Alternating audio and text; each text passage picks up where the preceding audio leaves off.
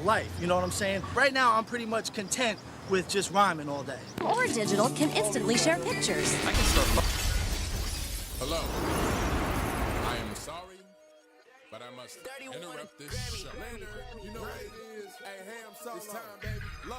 It's time how we do. Hey. They said we said we hit. They said we said we on. They said we said we strong. They said we said we go. We say that you heard right. We say that you heard right. We say that you heard right. We say that you heard right. They said we said we in. They said we said we on. They said we said strong. They said we said we go. We say that you heard right. We say that you heard right. We say that you heard right. We say that you Man, I swear that it's imminent. I've been going so hard on my penmanship. About to go in and buy me a whip. And I pull that shit fresh off the dealership. I can leave you on red like an Xbox. Got me laughing at you like you red fox. Got you chasing Hot Wheels like a matchbox. EA running the game and it don't stop. Super cold like I'm playing for Blizzard. Got you all in my sights like Red Dead Redemption. Never gonna slip on my pimpin'. Better get out my way, bitch, I'm on a mission. Really ain't no competition. I'm steady grilling opposition. I'm get up and ready to win. They can play it how they play, but fuck what you say. I'm getting this money today.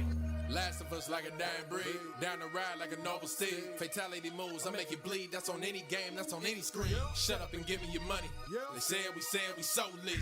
Even if I take an L, we coming back just to show that we don't quit. They said we said we hit. They said we said we on. They said we said we strong. They said we said we go.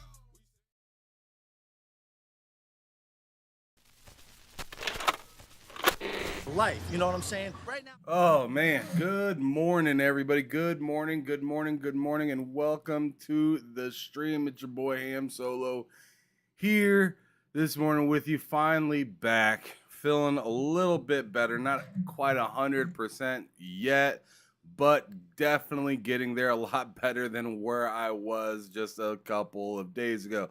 Good morning to everybody, though. Welcome to the stream. Hopefully you guys had a good weekend. Shout out to, the football games that happened this past week and weekend. So, if you're big into sports at all, I just want to go on ahead and get it knocked off of the table right now because I like me some football. I love me some sports. And, man, they have been... Man, people are out here salty about the Buffalo Bills, taking their L yesterday. For the most part, I thought everything was good to go, fair and square. I didn't see anything wrong. I am a Broncos fan, so that should tell you everything you need to know. Not a Chiefs fan. I respect Patrick Mahomes and what he does, though, because he always shows up to play, and he doesn't lose the games that matter, regardless of what you think about the referees or the other players around them or the teams that go versus them or whatnot. But I'm telling you, thank you, Rachel. I hope I get 100% as well. I'll get back to that here in a second. But as for the football games that happened yesterday, one thing I want to really actually kind of get out of the way that has to do with football is the Eagles. They won yesterday versus Jaden Daniels and the Washington Commanders. And the Commanders started out the game looking pretty fresh and then fell completely apart. Jaden Daniels had a wonderful rookie season. Shout out to that young man. He's like 21 maybe? Bro is set for life. If you don't know, like this has a little bit to do with gaming and technology a little bit. Him in football, the way he's been practicing has been by using VR glasses and whatnot and playing actual football and putting himself in situations where he actually has to, be ready to throw the ball, be ready to run and do all this other stuff. So I think that's pretty cool to be able to play in VR situational football, to be able to practice to become good. And he's a rookie quarterback that got further than most quarterbacks get in their lifetime at that position. So congratulations to Jaden Daniels getting to his first NFC championship. He didn't win, though. He lost to Jalen Hurts and the Eagles. Shout out to Big. I don't know if he's here or not. Probably not here right now, but he's a huge Eagles fan. I know he is really happy. man, they took my boy Saquon Barkley, which is a running back from the Giants, and made him look like a Heisman Trophy winner, like he is fresh out of college or something. Man, the Giants showed that they're just a terrible organization. But anyways, we're done. We're done with football talk. Congratulations to the Chiefs. Congratulations to the Eagles. That will be the Super Bowl coming up here in about a little over a week and a half. Something excited to look forward to. I'm excited for it, which also means Madden. The new Madden will be coming to Game Pass very soon. Whenever there's a Super Bowl, that means Game Pass is getting the new Madden very soon, which is always a nice thing for us gamers. All right, so that's kind of the kickoff. As for, Rachie, he said he hopes I get to feeling, 100% again. I can tell you right now, bro, I'm not quite there yet. I'm at like maybe 85-90% right now, percentage-wise, how I'm doing. Bro, like, I've been having to definitely, my stomach's been hurting a lot. Let's just say that. My stomach's been hurting a lot. I've been having a lot of stomach issues in the past, several days. But I don't want to just sit here and talk about the way I've been feeling. Back to football just for a brief moment, and let's go on ahead and go to our main screen now, because the show has kicked off. The show has started. And I want to go on ahead and show this right here. So, whatchamacallit, speaking of football, EA Sports College Football is up on Amazon right now for only $20, which is a good deal. I bought it for $70. I recommend the game, but keep in mind, the reason that this is $20 is because the next year is probably going to be coming out here in the next, 4 to 6 months, right? So they're going to definitely want to get this one out and get it sold to as many people as possible, and they're going to drop it down to $20. You might even see it a little cheaper, but probably not much cheaper than $20. $20 is a really good deal for a game that you haven't seen for 11, 12 years or something like that. So I recommend checking that out. Oh my goodness. Rachie said for a week you look like a Walking Dead background character or background actor. I mean, I felt like it too. I mean, my stomach still kind of feels like it's doing some Walking Dead stuff, but yeah, I don't know who hasn't liked the stream Poison Maniac. There's a few people in here checking it out, but I'm not worried about whether they hit the like button or not. They know they can if they want to. I appreciate it, but but it is what it is. But yeah, I mean, I felt terrible, bro. Like the stream I tried to do this last Friday, I was holding in, wanting to yak a few different times and just try to just push on until eventually I was just like, I can't do this anymore. I gotta go. But anyways, all right. So as you see, College Football 25 for Xbox and PlayStation on Amazon right now for only $20. Go cop that if you are looking to play a college football game. I know it's the end of the season, but keep in mind, seeing that it's only $20. Usually the packs, if you're trying to build your team or whatnot, are fairly cheap. It's a good time to buy and be able to take advantage of the most out of the game. And then also keep in mind, seeing that Madden may be going to Game Pass. If you already have Game Pass, if you put your, I believe if you play with your character and you have them graduate your college, you can transfer them over to the NFL game. So that's always something that's pretty dope that you can do. Always Big Daddy 7. What's cracking? Good morning to you. I appreciate you sliding through. He says, hit the like button. I've never even seen this cat before. And you said, hit the like button. I appreciate it. I already like this person. I appreciate it. But yeah, that's something to look forward to if you like college football and whatnot. I highly recommend getting that. But like I said, it'll transfer over. It also has a Best Buy, link as well, which I'll actually put these links in the chat just in case any of you guys are looking to get this game or wanting to, be able to quickly just go cop it real quick. That's the link to the Best Buy, to Best Buy to go buy it for $20. Here's the link for Xbox on Amazon. And here is the link for the PS5 on Amazon. So if you want to cop those, I'm here to help you out. I'm your boy. I got you. I love football, and I'm always trying to get other people to get into the sport. But anyways, moving on. So what I really wanted to do today is try to finish Ninja Gaiden Sigma. But I'm not done talking about the very few things I really have to talk about today. I just wanted to get a few news things off that I didn't really get to touch upon last week, partially because I was sick and also because it's the weekend. But anyways, the other thing I wanted to talk about was Phil Spencer here.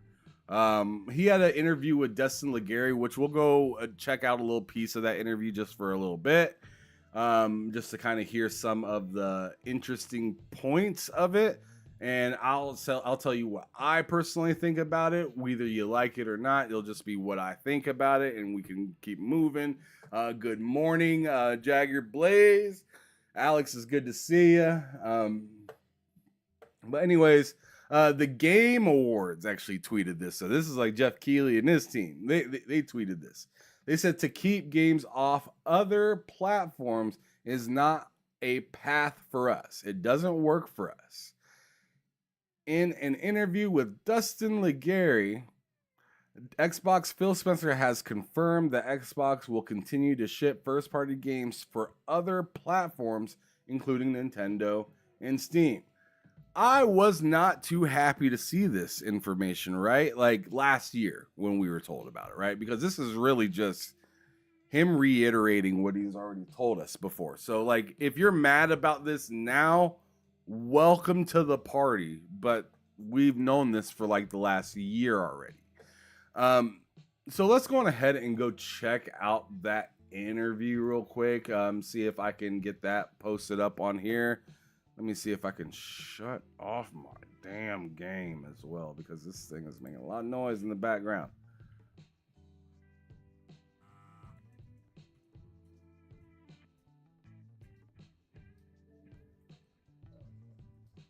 All right, that's good enough. All right, cool. So,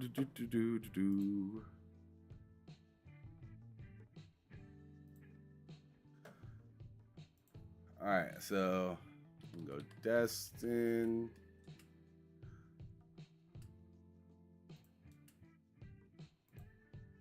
That was weird. All right, cool. So we're definitely not going to watch the 2-hour interview. Where the hell is this interview at? Because I'm pretty sure he had one with him that I could find quite quickly. Should be able to. Unless he put it behind a paywall, which I think is silly if he did that for this long. I don't know. Yeah, that's a month ago, 2 weeks ago. Let's see, videos.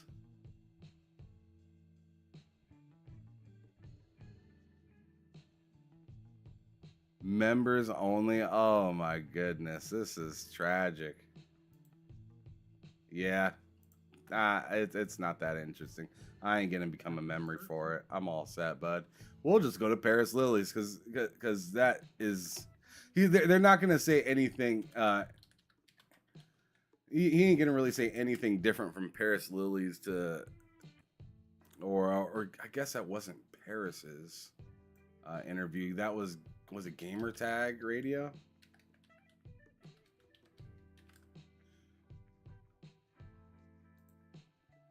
Oh, let me go on ahead and sub to Danny and them. All right, so yeah, they had like a 26-minute video, I want to say.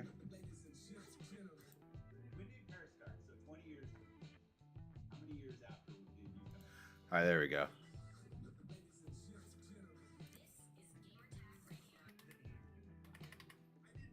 All right, so yeah, let's go ahead and just fast forward straight to it.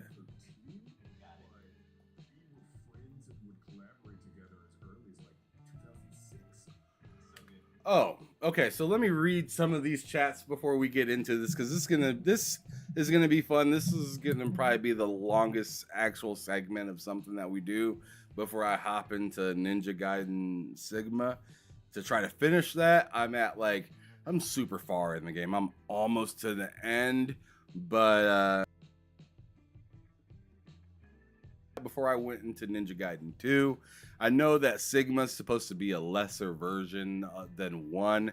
I have 1, but I just didn't start playing it. And after I started playing it and I learned about 1 versus Sigma, I was just like, screw it. I'm already like halfway into the game. So whatever. But anyways, we're going to check this out, see what they got to say in it. I'm going to tell you my thoughts on it, but I wanted to go into the chat first before we got started. Always Big Daddy says, as long as we have day one Game Pass, I'm good. And I'm right. I'm partially right there with them, but I have other reasons that I'm still rocking with Xbox, right? That's not my only reason I'm rocking with Xbox. Ray Chi says Xbox could have 0 exclusives and I wouldn't care, but third party skipping Xbox must end now. I agree with that. I wholeheartedly agree with what Rachie just said with that. Like that can't continue. You got to make sure everything's hitting your platform. Like if PlayStation wants to keep their like 2 or 3 exclusives or like 6 or 7 exclusives that they make, you know, every 4 to 5 years or whatnot, whatever. But what is it called? Black Myth. Like you can't be missing stuff like that. Can't be missing stuff like Baldur's Gate and stuff like that on launch. Like that's unacceptable. Poison says, is Phil a liar or we believe him today? I'm gonna tell you, if you're working in this industry, you're a liar. Not on purpose, but you probably said a ton of stuff that you couldn't back up completely because business changed. I mean, we could pick up a lie from every single platform holder at some point, right? Nintendo, to be 100%, I don't have one right off the top of my head, but I'm sure you guys could think one. PlayStation never do day and date on PC. Hell, never even be on PC, right? They don't want to mess with PC, but here they are now. I mean, day and date. I mean, bro, these guys will just say whatever they can to get a little bit further ahead. They will say anything that they can. But at the same time, you yourself have to ask, does their direction make sense? And then what does it mean, like, versus other things that businesses have done in the past? What have they done in the past? Stuff like that, right? So there's a lot of stuff to kind of add and put together when listening to this stuff. Even the people that are around this stuff constantly, and you know devs, they got devs on, they got all different types of devs and people on speed dial and stuff like that. They're wrong all the time. Like Paris Lilly was out here last year talking about all this stuff that he didn't think was going to happen, and then it ended up happening, right? So it doesn't matter what any of us think or say. We don't exactly know. We're just hoping that we're kind of guessing in the right direction. And I feel like personally, I kind of got my hand very close, if not on the pulse of what's kind of going on here with Xbox as a whole. Not exactly with what everybody is doing, with just with what Xbox is kind of thinking. But let's go through this and I'll kind of reveal my thoughts on that as I go. I mean, what you've meant to the community, People look to you in many different ways, as you know. But really, I just think balanced voices in an industry and a community we all love. So thank you for all that you've done. Yeah, no, thank you. This year is also the Xbox 360 20th anniversary, and I know when we launched this show, laptop that recorded a long time ago, and I just uploaded. Paris has the Let me grab my water real quick. Zero I have that. We're gonna rock this interview, though. Were you there? At Zero Hour. Yeah. You were, okay. Yeah, because I went with my buddy. This was obviously before podcasting or anything. I was just excited. I won the contest to go. So, so we drove down, to Palmdale, and man, like 24 hours just playing all those games. It's just a moment in time I'll never forget. Yeah. I love, so it's such fantastic moments. Like, it's just really good memories. Yeah, actually, so Phil, let's talk about that very quick. Oh yeah, and I just wanted to pause it real quick. I just want to let you guys know this is a call-in podcast, but keep in mind I'm sitting here watching a video and I'm explaining as I go. So if you want to jump in, you're more than welcome to. The link is in the description below. I'll put it in the chat here in just a second. You can join the show if you want. If you have something that you want to say, or if you have a specific topic that you wanted to speak on, you can join. But keep in mind, like I said, I'm watching this, and there will be times where I pause it where we can speak. And if you want to speak, do it then. And of course, have some damn sense if you decide to jump on the show. That's all I got to say. But anyways,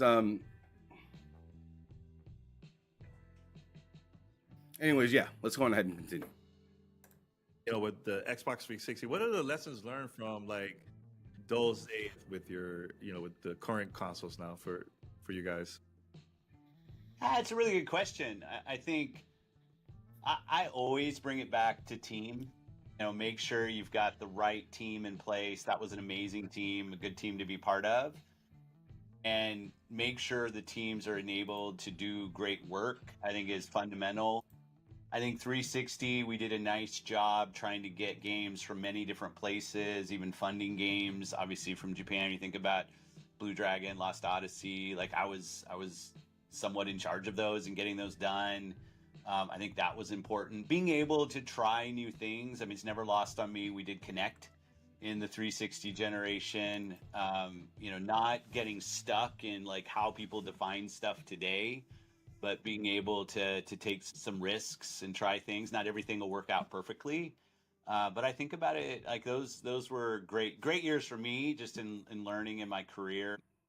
Let me quickly, because I'm just doing this real time. I've talked about this moment before, so I won't go too long. But when we were deciding how much hardware or how much RAM we were going to put in the 360, again, I've talked about this before, but we used Gears, and we were looking at Gears of War and the difference in texture quality that we could get with different RAM setups in the console.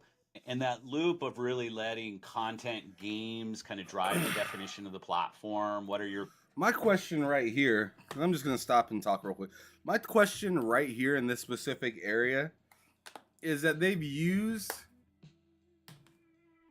things like Gears of War in the past to gauge like memory, right? To how much they needed in a system to be able to run something properly. My question is, what happened with that this generation? Did they not have like an example of a game that might really run hardcore on their platform? Because the Series S has been like one of the things, and the whole thing behind that has been like its memory. And just trying to figure out how to get that thing to work with other developers properly. Now, keep in mind, there are people like, I think it's Game Science or whatever it's called, the Black Myth Wukong folks that just flat out told, flat out, don't really seemingly know how to optimize a game super well. But there are people like that worked on Baldur's Gate where it's just kind of like, all right, these guys do know what they're doing, seemingly at least. I mean, obviously past Act 2 it got a little shaky, but like they seemingly know what to do. and they're having really tough issues with it. We've seen it early in the generation with Control, with the Series S, right? Like the Series S had a lot of like memory issues, and I'm here to tell you, hey, I bought the Series S and I like my Series S. I enjoy it. But if it's slowing people down from being able to make something good and that's your best selling product, you guys should have tweaked that thing a little bit better, right? I know you guys were trying to compete with PlayStation at that time, seemingly, right? But you went a little too low budget. Just is what it is, but I like the idea of what they tried to get out there with the more budget-friendly console. I enjoy it because it made me want to get a second console, but at the same time, yeah, it just made things harder. But I hope that they really focus on that for the next generation. Like, how can we make this just uber easy for developers just to hop on and just get things done? Because that's what the 360 was so amazing. That's what was so amazing, and what blew it away from the PS3 was how easy developers could just hop on and work on that. Like, that developers hopping on and working on the 360 made them roll their eyes when they had to go to the PlayStation version, right? Now it's the other way around, where they're rolling their eyes when they gotta go there. They're not rolling their eyes. They're going out and having a smoke break. They need a cigarette when they fuck around with that Series S. They need a cigarette. You know what I'm saying? So I mean, I completely understand. I just want, in particular, Xbox in this situation, y'all need to just put out some hardware that's easy for developers to mess with, because the Xbox One wasn't great, and now the Series consoles aren't the best. I like the consoles, but developers need to love the consoles for them to flourish, if that makes sense. Anyways, let's keep moving. Creators seeing what are they saying, like that's just fundamental for us in the platform side of making sure our creative voices are helping define where we're going. Paris? You may not even remember this, but the very first time we got the chance to talk to you in 2014, I said, my first thing was like, yeah, I don't like Kinect. And looking back on that in hindsight, I mean, that was probably a crazy thing to say to the CEO of Microsoft Gaming at the time, but it was the fact that you being the head of Xbox all this time is you've always listened to the community and their feedback on things. And when you've been able to pivot or have it to make a change, you're more than willing to do it. So again, we're talking about 20 years of gaming, Gamertech Radio, all of that. I mean, you, in my opinion, have probably been one of the most accessible gaming CEOs we've ever had in the history of gaming. I mean, so how important is that for you to directly, engage with the community and talk to them and hear what they have to say about where they think Xbox is headed? Yeah, I mean, it's how I learn. It's how I stay balanced. Like, I'm sitting here in my office in Redmond, Washington, and I know that not all gaming happens here. Not all gaming happens with the controller in my hands. Mm-hmm. Getting online, playing with friends, playing with people I don't know, listening to what people are interested in, and even taking the negative feedback and things that people don't like. Like, that's always a place that people will bring up. But I think it's critical. I can't always do everything people would ask. I mean, there's a reality of running the business, running the teams, but getting kind of outside of my bubble of the people I see every day, I think is critical. And that's why I love like the connections I have with you two, which we see each other on air sometimes, see each other off air a lot of times. And you guys are always very straight with me about the things that you see, what questions are coming up in your head. And I just think it's really, really important, because it's so easy to kind of get trapped in just my own lived experience, especially as someone who plays the time. So it's critical to me in the role that I do. Yeah, I know one of the things I loved about Xbox 360 at that time, there was a lot of, I think you guys started having more relationship with Japanese studios at that time. And I'm glad to see that it's coming back. I think one of the conversations we were having, Paris, right, when we have Phil, was, the relationship with Japan, and we're going to get to see more content in this generation with Xbox. And it looks like we're getting to see that more now with Square, with Sega. I'm very, very excited about Ninja Gaiden 4 coming back. I'm a huge fan of Ninja Gaiden. I was just playing 2 Black before I jumped over. Phil Spencer out here playing Too Black. You know, he playing that Too Black. Man, that Ninja Gaiden is reminding a lot of folks of what video games were, and how you just kind of needed to kind of get good at some point. I'm really enjoying Ninja Gaiden so far, myself. Shout out to Paris and Danny, by the way, for doing this interview. I got the chance to meet both of those guys when I was out at the Game Awards in LA this past December. They were both spiffed out. I think Danny was wearing like an all pink suit, looking mad dapper, and Paris had like a purple kind of suit going on. No, like bros like we're flossing. I seen Khalif Adams out there as well. Like it was a good time out at the Game Awards. I seen Aaron Greenberg, Yoshida. I didn't get to see Phil out there. I think he was in like the Netflix because like there was there was like a little soiree thing where I was in, right? And then there was like this like super exclusive like Netflix and exclusive area for like the celebrities and stuff like that, like right next door, or not next door, but like behind a curtain next to like in the room next to where I was.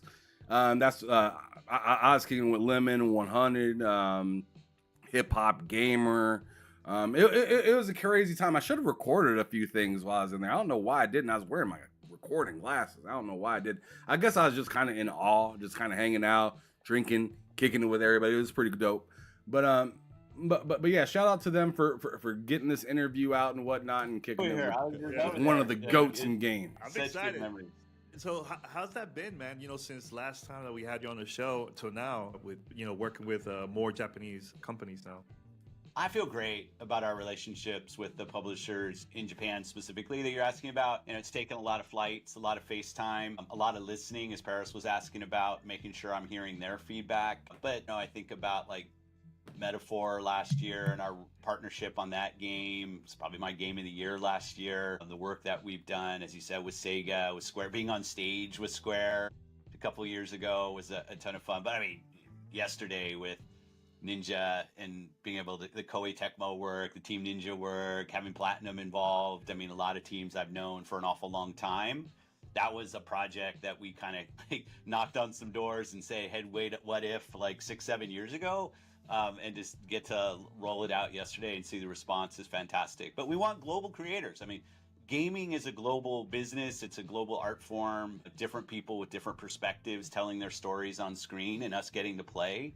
Like, what could be better than that? So it was one of the things we started early on in my career, in this role at least, of getting on planes, getting to Tokyo, getting to Osaka, getting to Kyoto, talking to creators, listening. And I love to see the progress that we've made. It's more work to do, no doubt, but I think it's what the Xbox community deserves, and I want to stay focused on that. Yeah, absolutely. And I'll just say on a quick side note, a game camp is something that Xbox has done. I actually just saw a video that came out about detailing all that Xbox creators. But I have to stick with community, and I have to stick to listening to the community, and I have to ask this because if I don't, people will kill me. So a year ago, you and I want to talk about this is an Xbox, this new marketing thing that you have, but I want to put it in this context. So a year ago, you had the business update.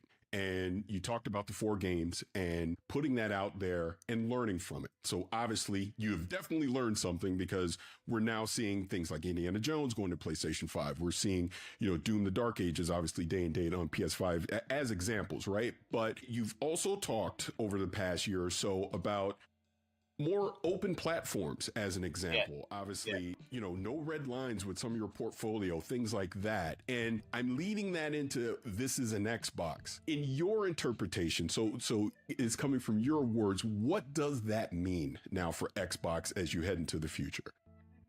Yeah, I want people to be able to experience the games that we build, the services that we offer on as many devices as we can. Obviously, some of the devices out there, some of the platforms are closed. They don't allow everything that we do to show up on those platforms. The thing that I've I'll learned, be going over to continue the chat learn here when in I'm just a listening to moment, y'all. creators, not only our own studios, but other other teams building games, is every creator out there wants to build a game that can find as many players as they want. And frankly, there aren't many platforms out there that try to build connections to people on so many different screens. It's almost like single platform, single device, single game. And that's kind of the history of our business. And we're really taking an approach of we want people to be able to play Xbox on many different screens. Now, not every experience will be the same. We obviously love the native experience we have on our own platform and our own hardware. And that's something that will continue for us. But like, we're not going to put walls up around where people can engage with the great games our studios are building, or where they can experience Xbox through different forms, whether it's cloud, whether it's on PC, whether it's on handheld PCs, whether it's on phones. I want everybody to be able to play on Xbox. And All right, let's stop it right there for a second. I'm going to first go through your guys' chats because I want to see what you guys have to say. If you guys have any comments that you want to make pertaining where I just stopped in the video, going ahead and make those comments now because I will be reading those. Before I do that, let me just throw this out there, right? Let me just throw this bait out here, and you guys can bite it if you want, or you can just swim right the fuck by. It doesn't matter to me. But so essentially what I think that he's trying to do, what I think Phil Spencer is trying to do is turn his platform into the... I think that is what he's trying to do. I think he's trying to turn his platform into something like a Google fucking Pixel. Nobody asked Google, why are you guys selling phones? Why do you guys even bother? Why do you guys have all this stuff if I can just, if I could just get this Samsung phone here and just get, Google Play.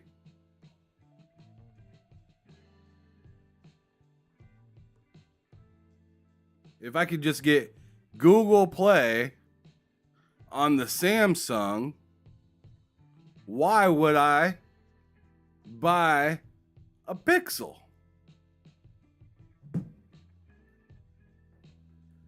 And shout out to, oh no, it's Alex, not that long ago. He said, if you're asking that question, you probably weren't ever going to get one anyways. Which if you sit back and think about that, you might say, well, you weren't advertising it to me, so I didn't want to get it. But they're like, hey, we don't need you to come all the way over here, though. We just need you to pay for our services because we're a service platform. And we confront the cost to do something like this. A piece of hardware of our own in case you just want to use our stuff and you don't really care about nothing else.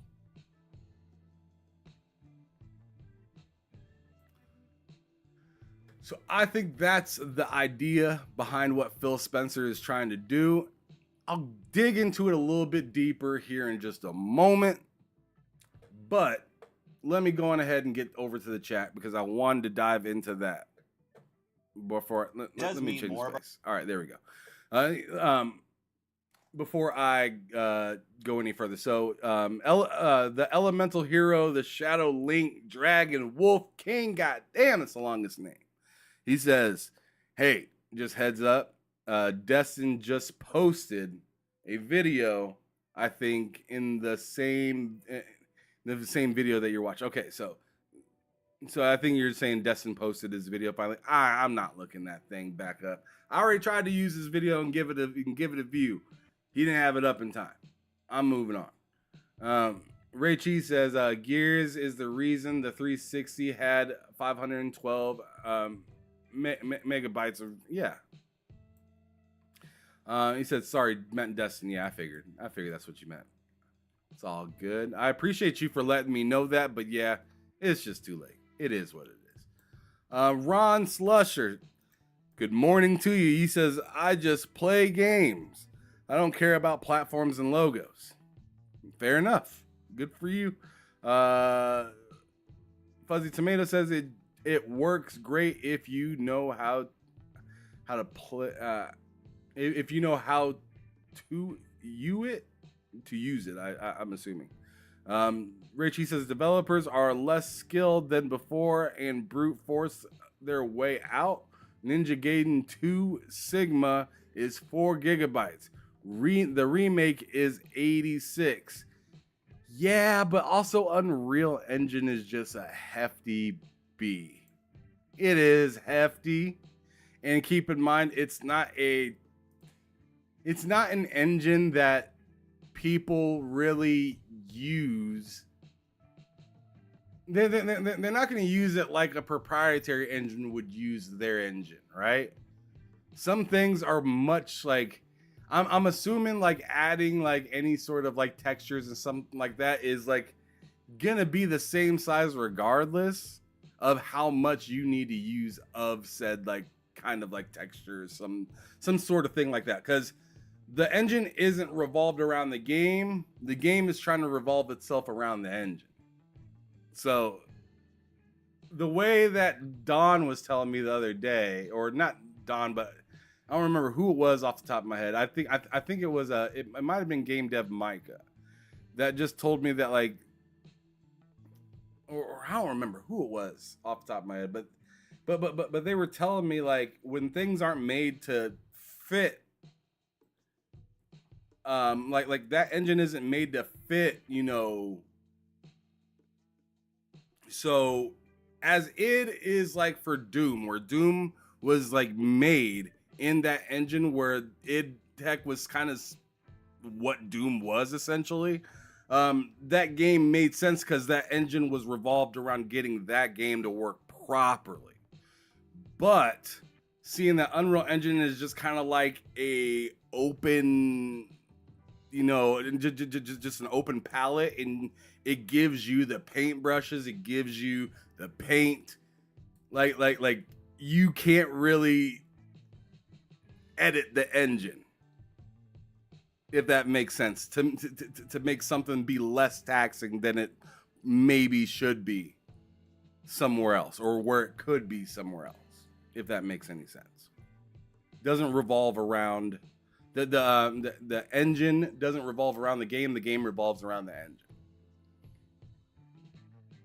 All right, so let's see, where else was I? Okay, so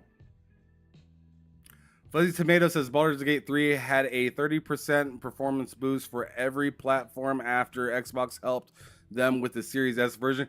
Yes.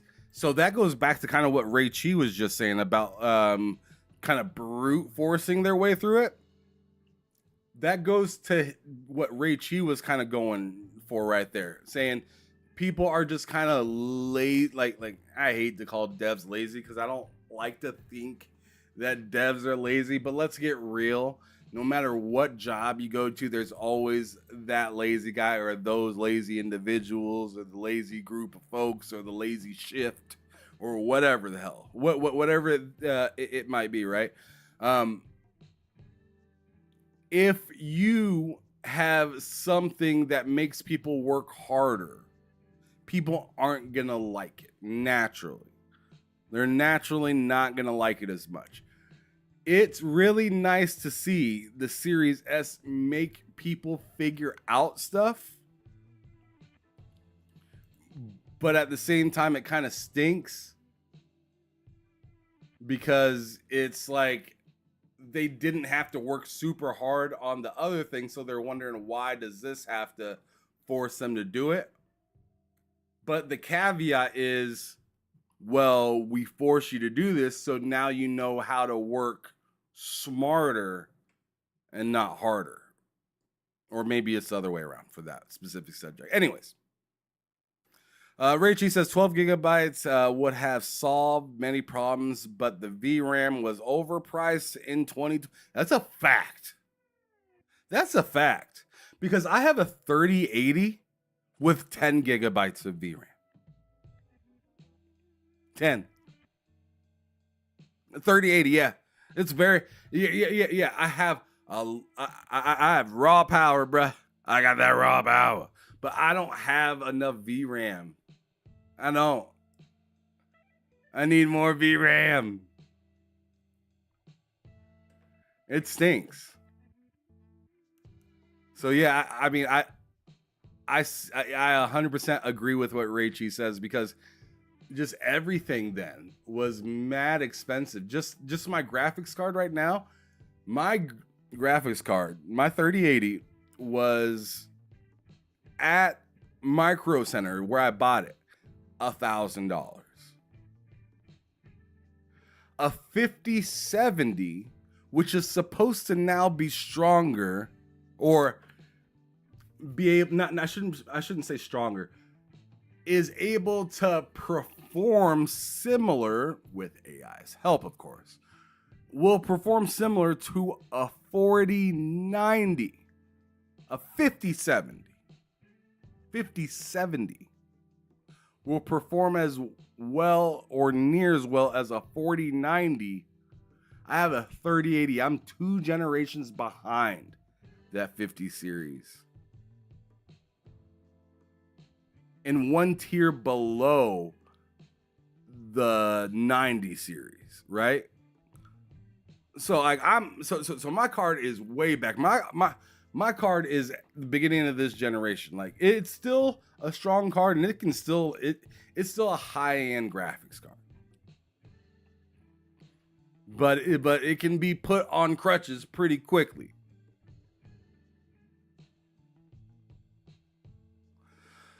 Let's see. Ron Slusher says, I mostly play fighting games and platformers, so power is not really an issue for me. That makes a whole lot of sense. Poison Maniac says, hit like and subscribe to show Ham some love and support. Let's go. I love it, Poison Maniac. Thank you so much. Ray Cheese says, I don't blame Xbox not making physical versions of Ninja Gaiden 2 Remake, because we already have Game Pass and will be mostly collectors who will buy the PS5 version. The physical version, sure, yeah. But did you guys see in the news recently, PlayStation, or Sony, I should say, not PlayStation, because the parent company, Sony, has stopped production on DVD-R discs. Like, you know, those burner CDs, the CDs that you can use to burn and whatnot, right? Or is it DVD or Blu-ray? I think they're actually getting rid of the Blu-ray. This is the Blu-ray. Let me check real quick, because I'm kind of interested. I'm trying to remember if it's DVD or Blu-ray. Sony stops making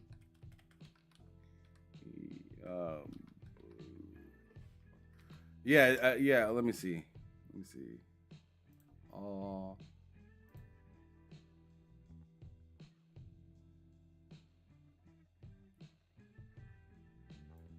Hurry up. Yeah, it says right here. Okay, yeah, 4 days ago, from Tom's Hardware, it says, after 18 years, Sony's recordable Blu-ray media production draws to an end. So, yeah, I mean, if you were wondering, I mean, if I'm telling you, it says it right here. Right there.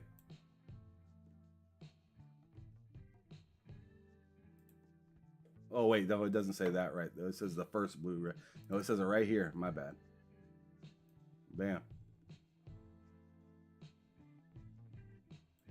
It says, after 18 years, Sony's recordable Blu-ray media production draws to a close, will shut last factory in February. I'm wondering what's updated about it.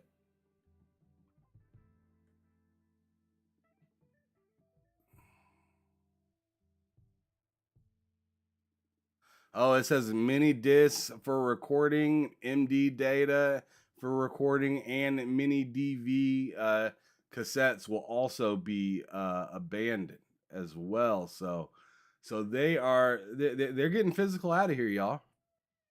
As much as you might be mad at Xbox or whatever there may be, physical is out of here, y'all. Like physical has like another generation.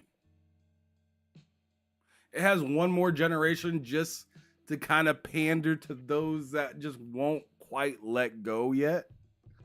But it's over. The data has shown us that it is cooked. It's over. Physical is done. And it's mostly just for collectors, as Raichi just got done saying. Raichi says, I say real play anywhere would be making Diablo Immortal available on Xbox and PlayStation, Call of Duty Mobile being available on console and PC, making Forza Horizon on mobile, not cloud, make Halo on mobile. Yeah, I mean, that would be the idea of that, right? I see my cousins here. Man, all right, I'll be reading that here in just a second. He says, all right, so Yobi says, share the stream out. I appreciate it, Yobi. My number one mod is here. Matthew Hum says, conflict Vietnam in the back got me PTSD maxing. Matthew Hum says, I just bought a Gen 1 Xbox and whole 9 just for one game. Gamers will move mountains for something once they see their site's body cam. The game got me about to switch to PC for just one game. Faded Blaze said, what's up? What's up? To be real, this console war BS need to stop. The gaming industry is changing and the tribalism is going to kill PlayStation. Matthew Hum then says, now, Raichi onto something with Forza Mobile. Mobile seems to be taking a back seat lately. It may seem like it, Matt, but it's always front seat. Mobile's always front seat. Just nobody wants to acknowledge it. Mobile gaming is like the valedictorian, right? I mean, most schools got a valedictorian in like a couple years. Nobody knows, and half the time that they were a valedictorian, nobody even knew it. Nobody cared either. Right? The popular person was known. You thought they might have been the valedictorian or something, right? But nah. So yeah, mobile's always there. It's just the other platforms like Nintendo or PlayStation, Xbox, PC, those are loud guys, right? But everybody has games on their phone. Everybody does. Everybody does. Okay, and let's see. Diego, good morning. Says is the one for copy. Okay. Fuzzy Tomato says PlayStation would never agree to be involved in the Play Anywhere. Oh, they'll do their own PlayStation Play Anywhere type of thing. They will. Like all of these companies will eventually. It might be next generation. It might be 20 years from now. It could be 30 years from now. It's gonna happen at some point. People aren't gonna keep wanting to go to something when literally every other service damn near on earth comes to them. Right? So there'll be a time where PlayStation just says, fine, we'll come to you. Nintendo says, fine, we'll come to you. I mean, your groceries are already doing it. Anything you order on Amazon's doing it already. The movies have done it. The TV shows have done it. Your furniture, you can order a TV and have that delivered to you. Everything is delivered to you. Everything comes to you. And you don't have to move. You don't have to go to it. Netflix, it came onto your TV. It used to be a mail-in service. It used to be a service you have to mail to get. But now it comes to you. Xbox is the first gaming. I guess you could say mobile's actually really the first, but there's really no. I guess you could say maybe Google, if you want to even say that. But there was third-party stores before Google, so like really it was the internet first, right? That came to us, and then we took things from the internet, right? So it's just gonna be kind of interesting watching how this all plays out in the future.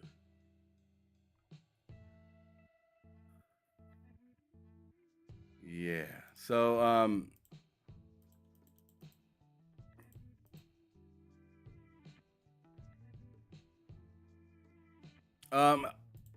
oh, you're saying is the one for copying. Yeah, the R disc, the like Blu-ray R disc or whatever. Those were for copying over to rewritables, RWs. Those were the ones that you could erase and recopy stuff onto.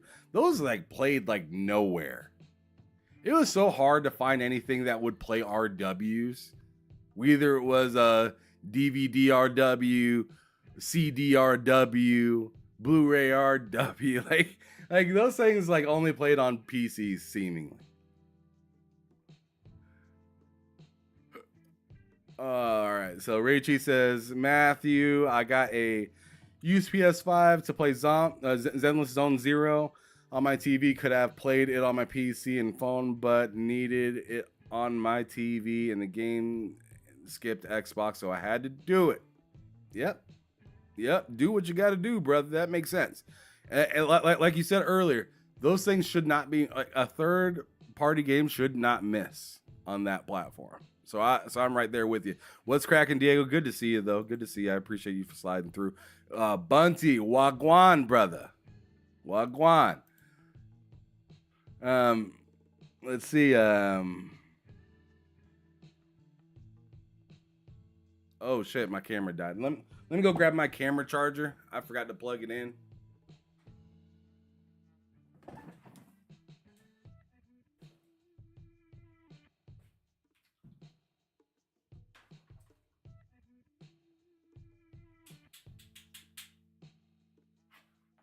Gotta plug in my damn camera. Y'all probably think I'm back here getting doted or something. Don't forget, you guys, you can join the stream if you want to. If you want to join the stream, you're more than welcome to. The chat is in the description. Yobi, if you could be a homie real quick and just double check the link in the description and see if that works for me. I'd appreciate that. But yeah, I'm getting my camera kicked back on. Just give me like 35, 40 seconds to get that cooking.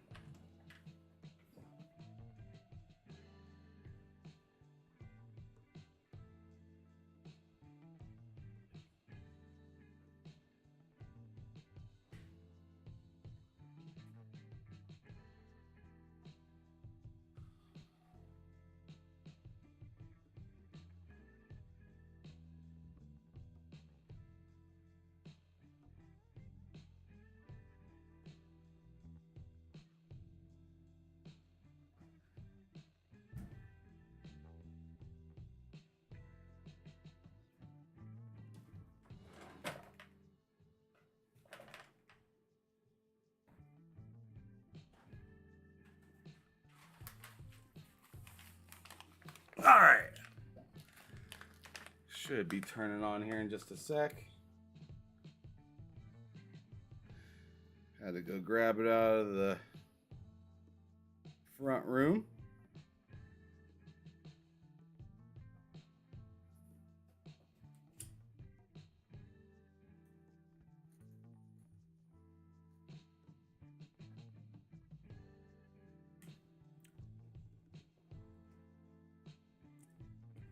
We back? Yeah. Let's go. Okay, so let's get back to the discussion that we were having. Our games shipping on more platforms, not just PlayStation. We love the work that we do with Nintendo. We love what we do with Valve on Steam. And that's going to continue. We'll just continue to do more of it because what we learn is put the games first. Make sure the games can be as great as they can. We love the experience on our own hardware, our own platform, but our games will show up in more and more places, no doubt.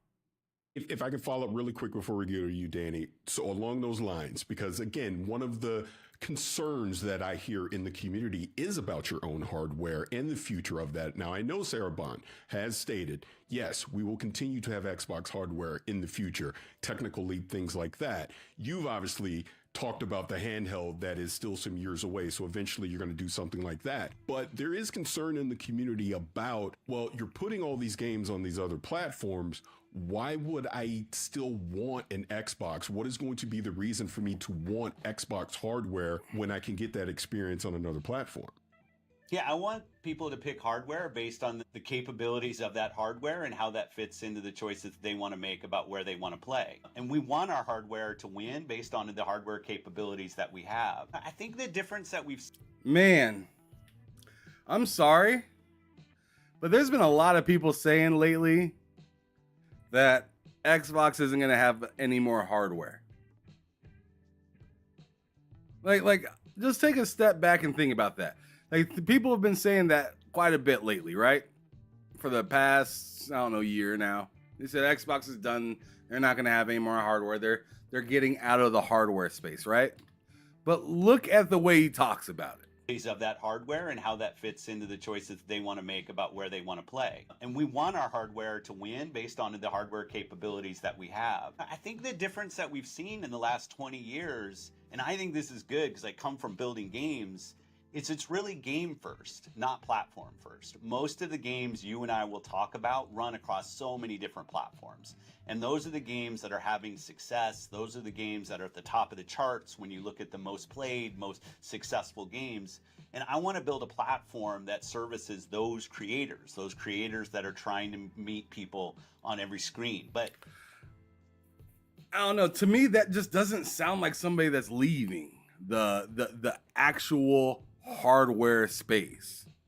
If you're giving a bunch of different, including your own software, if you're giving software a place to house games, and you have something like a Game Pass, you're gonna need some sort of hardware. Also, also, if you have a bunch of partners that have games that they want to get distributed out, and as he just, and I'm not sure if he said it quite yet or if he's about to say it, but he just said that not all these games will be available on all platforms, like available to be able to be usable or played or work properly on all different platforms. Games that they have the rights to giving you and whatnot, right?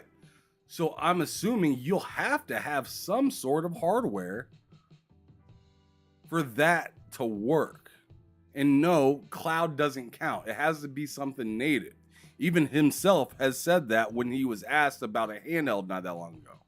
Somebody asked him, hey, on a handheld, what are you thinking about? Like cloud or something? And he says, no, I'm looking on something that runs native. Those Samsungs are hardware too. But as I said, and I think you weren't here earlier, Diego, why don't we have that same energy for Google phones? Google phones are hardware. Google gives Samsung their OS for Android. Why does Google still make a phone? Why don't we argue that? It's the same argument. Why does Google make a phone? Why does Google make any hardware at all if every other person can use their software?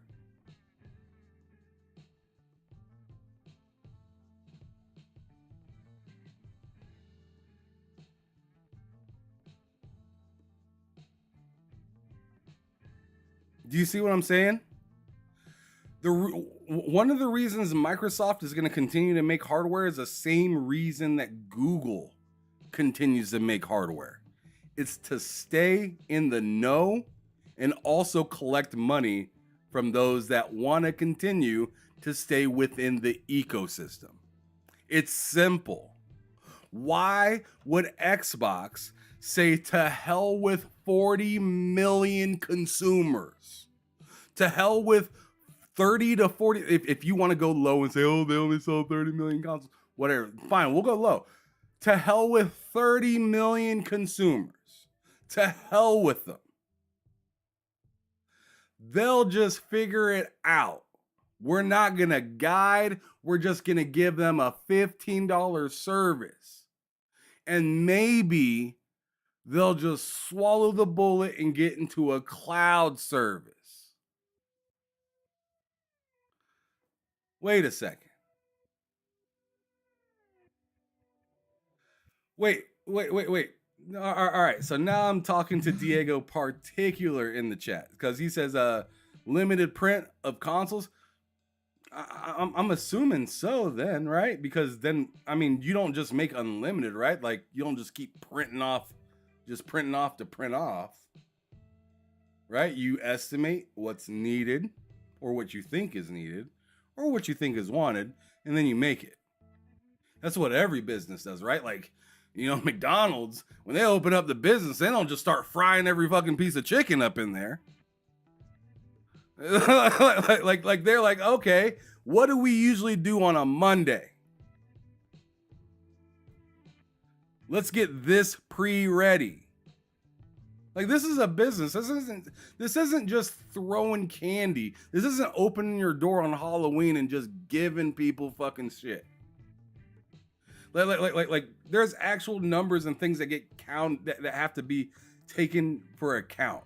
So like I'm thinking of the strategy that they're doing, and I'm not even saying that I exactly am in love with it. I'm just trying to say, hey, where is my games going, right? I'm thinking of this as a person that has invested my money into this. I have a library in it. So if I want to continue to play that library, because I do have a backlog, I'm playing games that are mad old. I played OG Xbox games on my Xbox Series X. So I have a back catalog of games. This generation, I literally beat the Max Payne series 1, 2, and 3 from Rockstar. The first 2 from Remedy, right? I beat those games this generation on my Series X console. Something that you can't say that you can do on your PlayStation. Sorry, but you can't.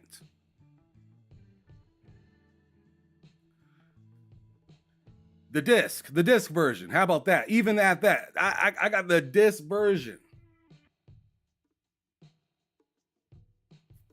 I beat that this generation. That's what I'm saying. Like, I want to know where my games are going and how they're going to be redistributed to me. Are they going to continue to come out on a console? Am I going to be able to buy a separate disc drive to then put the disc in? Are they going to just be emulated now? Are they not even going to do a disc and I just have to keep old consoles like PlayStation pretty much?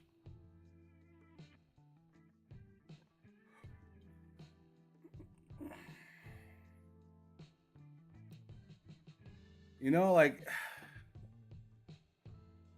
that's something I have to think about. So I'm not just gonna I have about 400 to 500 games on my Xbox account that I own. I don't want to hope for a remake of a game, like, you know what I'm saying? Like, I understand there's a Max Payne remake coming out, but is there an Eternal Darkness coming out, like a remake for that game coming out for Nintendo? Probably not. Conflict Desert Storm, are the remakes for that like probably not. Like there's a lot of games that are not going to be remade again. Future Soldier, probably not.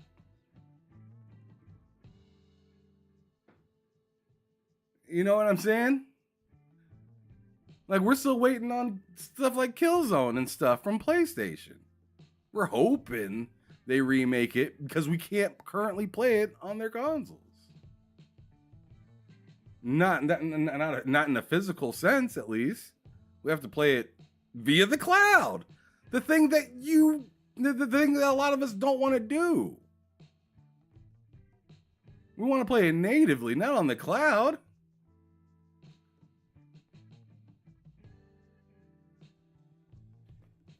Oh, man. So, I mean, I'm not, like I said, I'm not 100% sure if what they're doing is going to work, but I have to take it into consideration because I have a lot already on that platform.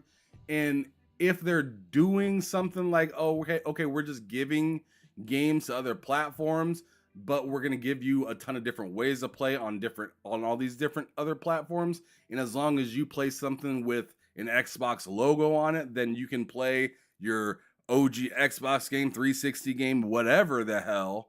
But then we're going to give you something to put under your TV as well that you like what you currently have of a Series X. Then sure, I don't see why not to do that. I do that all the time with stuff that I already have that are not Microsoft, right?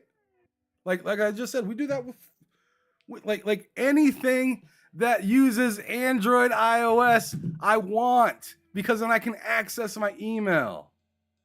I can access my pictures, my Google Drives. You know what I'm saying? Like that's what Microsoft is doing that right now. They're telling you, hey, we're doing what you've been doing on your phones and been appreciating. You've been appreciating this a lot. You've been appreciating being able to hop on your computer and get the exact same thing that you'd get on your phone, that you're going to get, damn near on your refrigerator. If you have a touchscreen refrigerator, you could probably get shit on there from Android. So it's just like, we're seeing that. We're not sure if we love it yet because we don't see the fruits of that labor quite yet. And you haven't made yourself transparent enough to trust. And I think that is probably the biggest issue at the end of the day with all of this, with this whole situation that Xbox has going on. I think a lot of people are just like, they just don't know what to believe.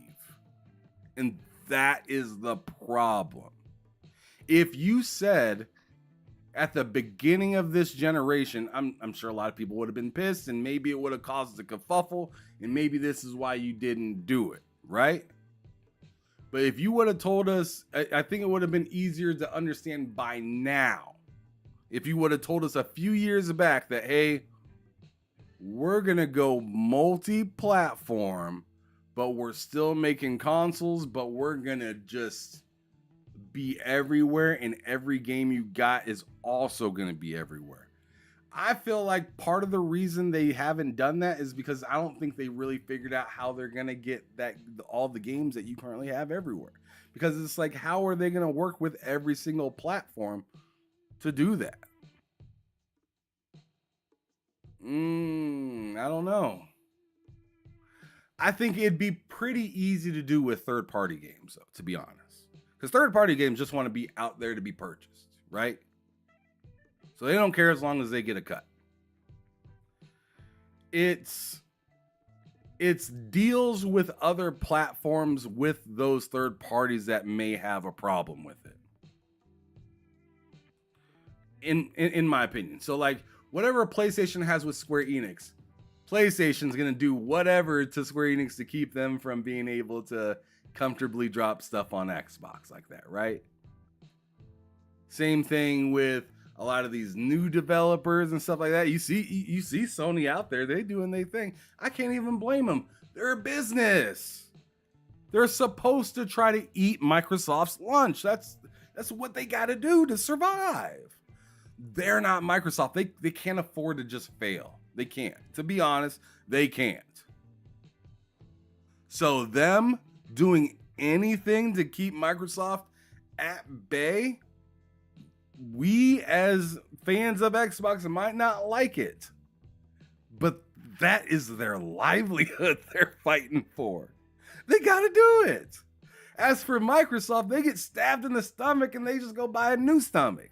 All right, fine, let me patch that up and go. I got a new belly now. You ain't gonna get me this time. Like Sony can't do that. They take a couple stabs in the stomach, and once they drop to a knee, Microsoft turns red, and it's not exactly healthy for gaming for us at home, right? If any of these companies, whether it be Sony, Microsoft, if both of them fail and then it's just Nintendo, think about that. Yikes. We already seen what happens when Nintendo just runs amok by themselves, right? It was horrible for developers. It was horrible for developers. We see right now what happens when PlayStation gets a lead on Xbox.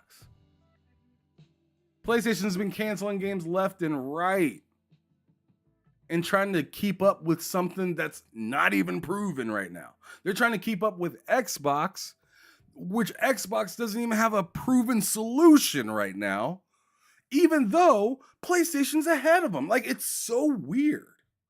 But a lot of these companies can see certain things happening in the future that we can't see. So they get nervous, bro. And we've all seen what one generation can do to any of these companies. We've seen what one generation can do to Nintendo, the Wii U.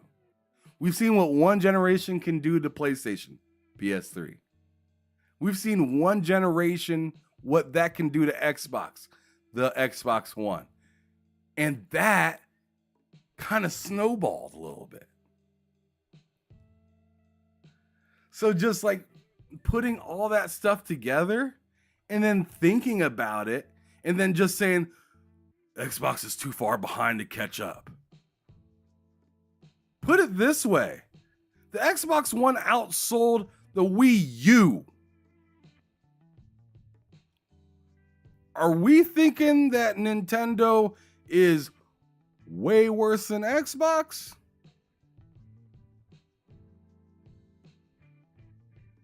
Do you see what I'm saying? One generation can flip any of these platforms upside down. So what did Xbox say? We're tired of playing generational ball with you guys and possibly losing it all, which we kind of have 2 generations in a row. We're going to do something completely different.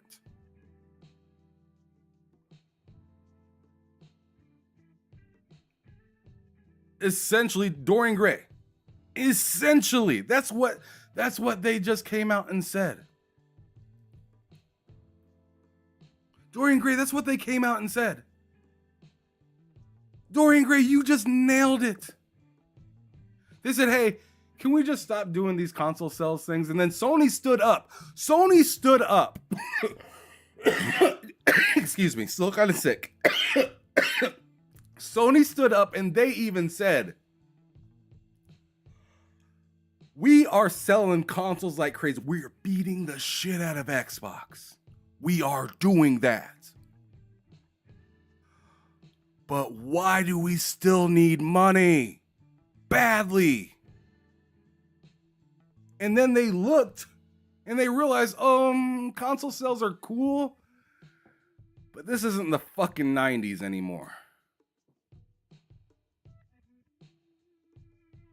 If you think I'm crazy, let me show you something.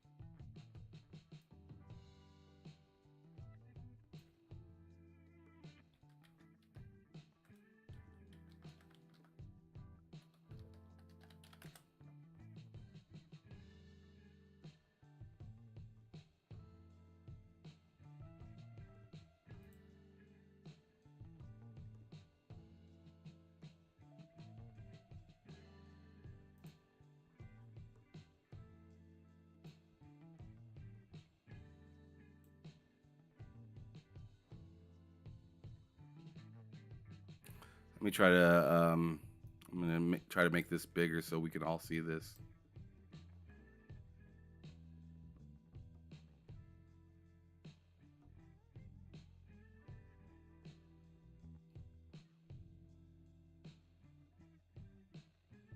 Here you go. December 6th of 2024. We're reaching a point where consoles become irrelevant.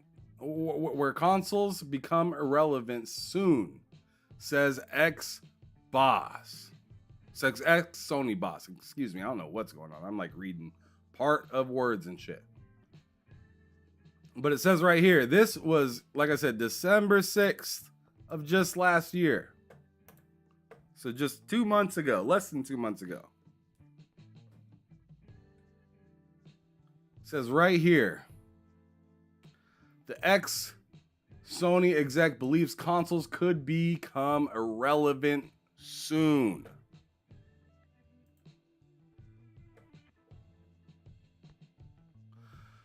Let's check out some of the article. Let's go on ahead and read it. It's not a very long article, so let's definitely check it out. But anyways, it says the concerns of modern consoles becoming trivial one day have been there ever since they've become. I'm sorry, Jesus. These glasses are fucking my eyes up. I just got a new prescription and I swear they're fucking my eyes up. These are not working very well. I'm gonna try to read it without my glasses. The concerns of modern gaming become trivial one day have been there ever since they came into power in the gaming scene. These fears have grown over the last decade as the differences between generations have become less notable. Now, gamers are not the only ones worried about this changing shift, as the former Sony boss also believes that consoles might become irrelevant soon. He believes that this shift will happen in the next generation or two. Why it matters, the words of ex-Sony boss suggest that even the higher ups are concerned with traditional consoles eventually collapsing. We might see consoles become irrelevant in the next 2 generations. Speaking to Eurogamer in an interview, the ex-Sony boss clarified that we have already reached a point where the innovation curve in console hardware is starting to plateau or top out. Additionally, he thinks that Xbox and PlayStation are already close to the final console specs. The difference between console generations has become so small that noticing them is extremely hard unless you have a top-range TV and speakers. So consoles becoming irrelevant is only a matter of time. Xbox has changed its strategy in a pretty controversial move to adapt to the changing times. On the flip side, PlayStation has also started releasing first-party games on PC more often. Do you think traditional consoles will become fully obsolete in the next 2 generations, or did Sean just discuss the most grim scenario? Let us know. Okay. So that's on that note right there. But I also wanted to try to bring up something else. Let me see if I can bring it up.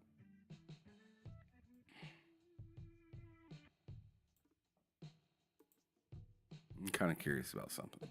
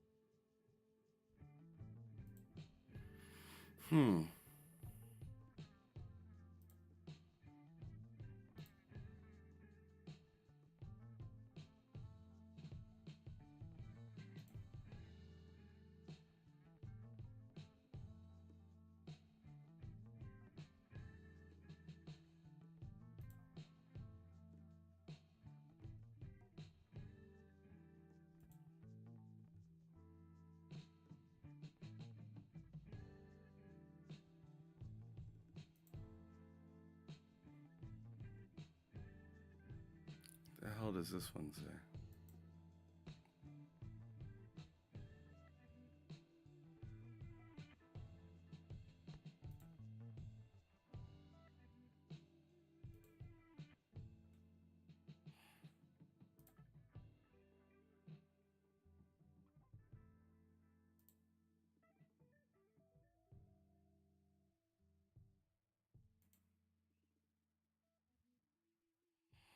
I don't want a Reddit article. I want an actual article.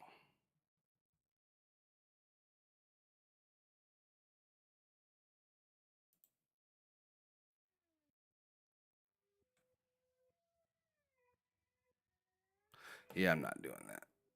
I'm not doing that. I'm not doing no Reddit article.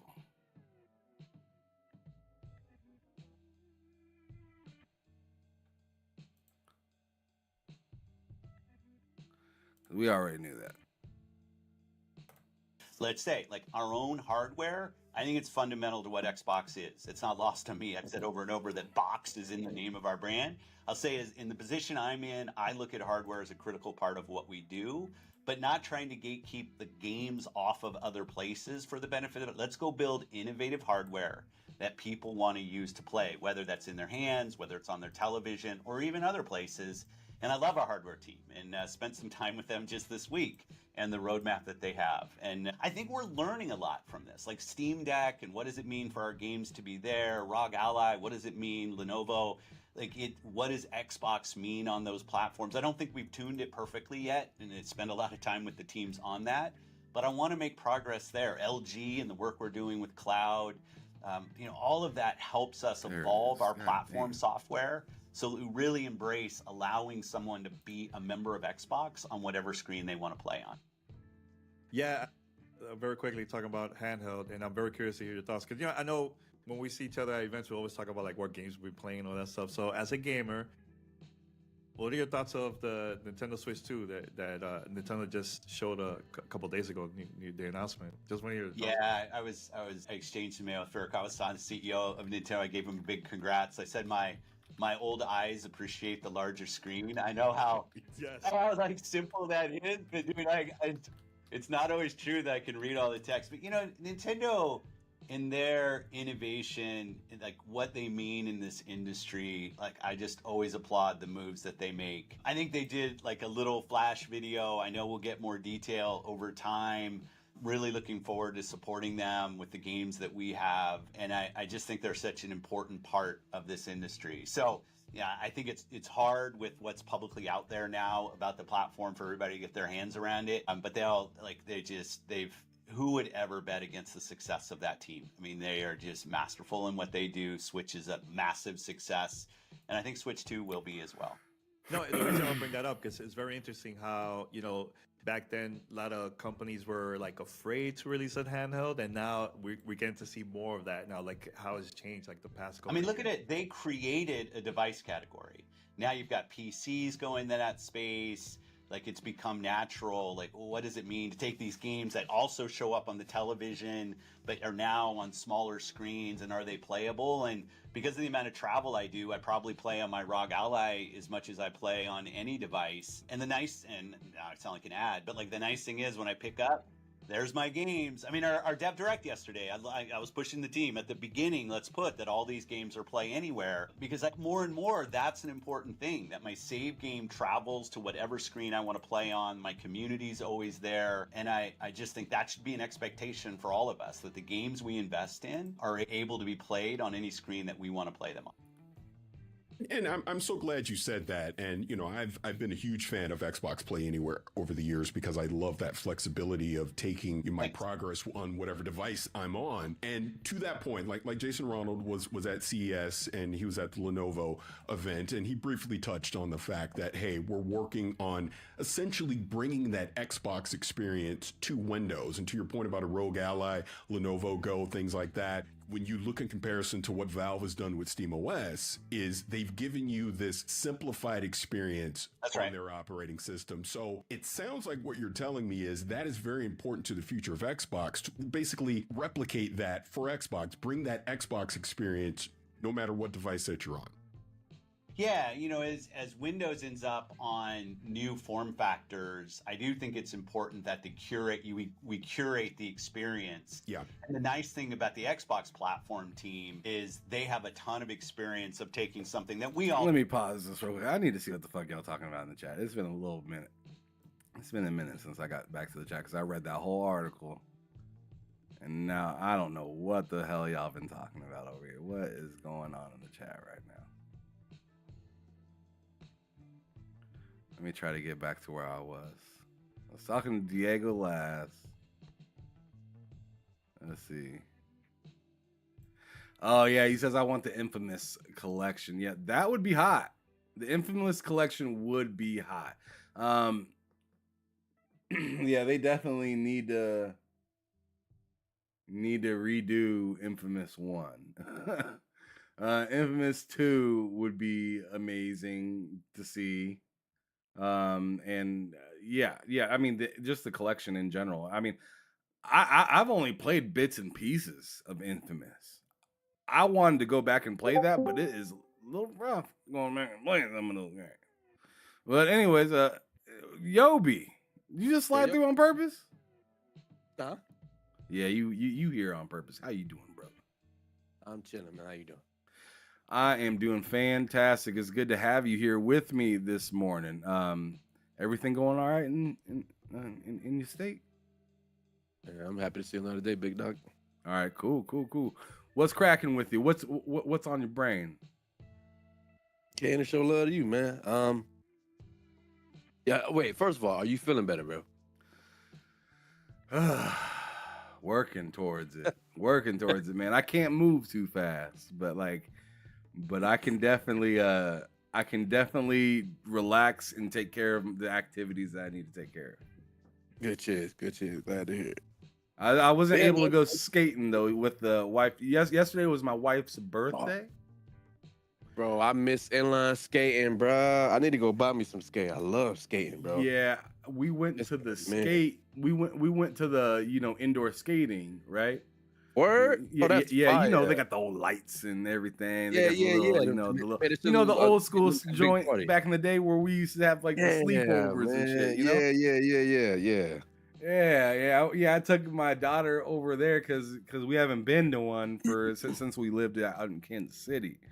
So I took her out to that skate joint out here. It was my wife's idea because it's my wife's birthday and she wanted to go do something, and she thought skating sounded good, especially since the weather's terrible. Right.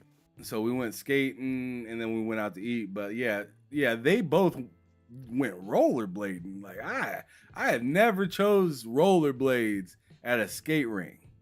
I can't do the rollerblades, bro. I need the inline skating with the wheels going down the middle, bro. Them rollerblades, I can't do them, dog. Isn't that the same thing? What's the difference between inline skates and rollerblades? Well, so the rollerblades, like when you look at the skate, you got two wheels, in the front, 2 wheels in the back. The inline is just 4 wheels going down the middle. I thought rollerblades were inline skates. It's two different skates. I did not know that. Yeah, that's what I was never a fan of rollerblades. I always did inline skating. The inline skate, they look so much cooler. Okay, so my wife and daughter had the skates with just the wheels all in one line in line. So the wheels. So if you look at the skates, you look at the bottom. You got 4 wheels going down the middle. Those are inline skates.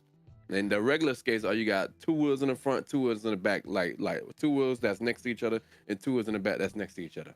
Like a car. Rollerblades. Yeah, like a car. Those are rollerblades. The ones with the 4 wheels down the middle, those are inline skates. Yeah, that's like a motorcycle. All right. Yeah. No, my daughter and wife were on the ones that's like a motorcycle. Right. Okay. All right. Yeah. So those are inline skates. And my daughter, I didn't know that she knew how to rollerblade. Like I knew that she knew how to skate. I didn't think she was that good at it, which she's still figuring it out. But the last time I took her to a skating ring, she was using one of those walker things, right? Really? Right? Where she was like kicking and walking with it, right? She was like 4 years old the last time I took her to a roller skating. Now she's 7, so it's been a few years. And she was telling me how she was rollerblading with her friends or inline skating with her friends and whatnot. And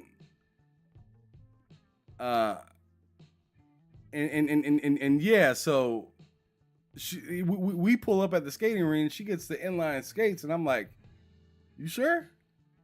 And she's like, "Yo, I got this." She put them on, and she was gone. And I was like, "All right, that's fire.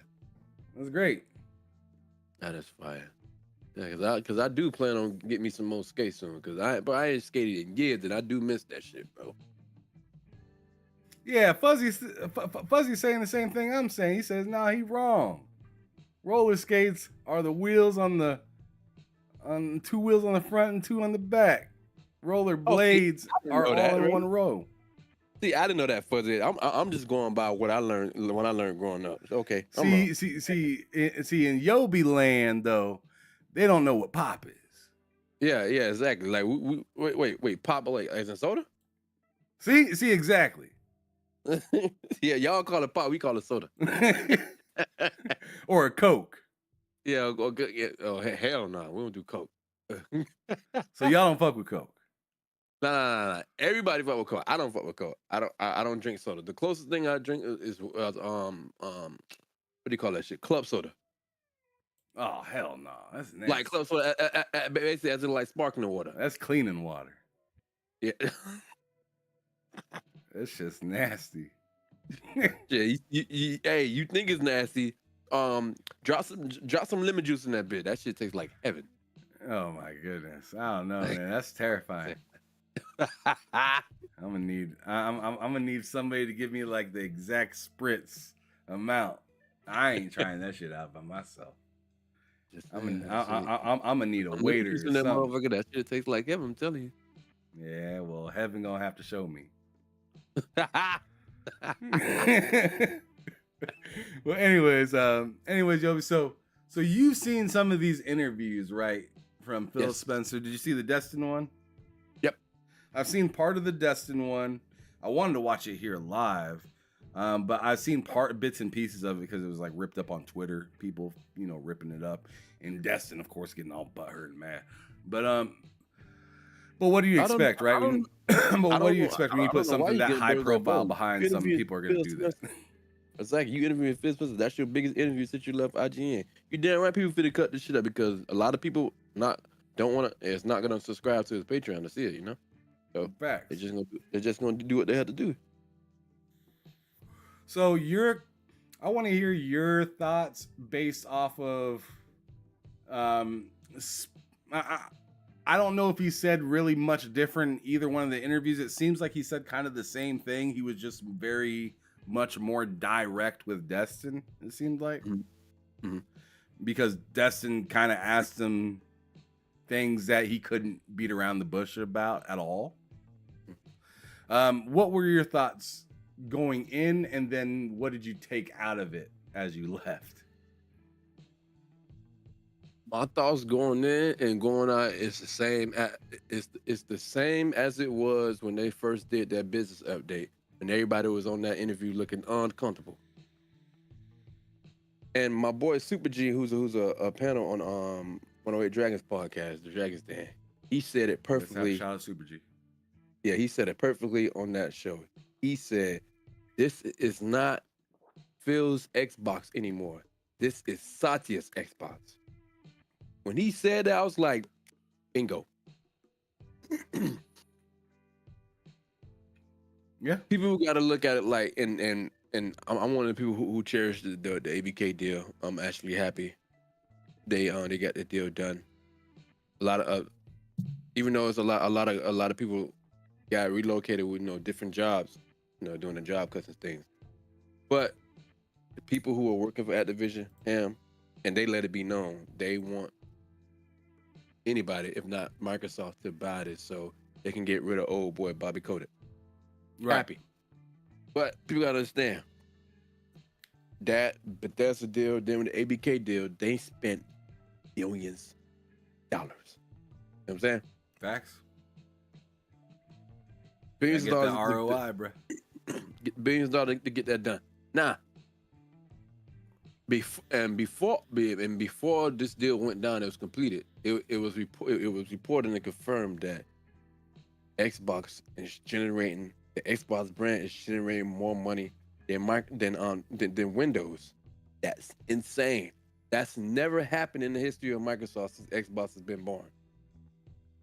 So once that happened, and you add the ABK deal plus Bethesda deal, you sure already knew this was coming.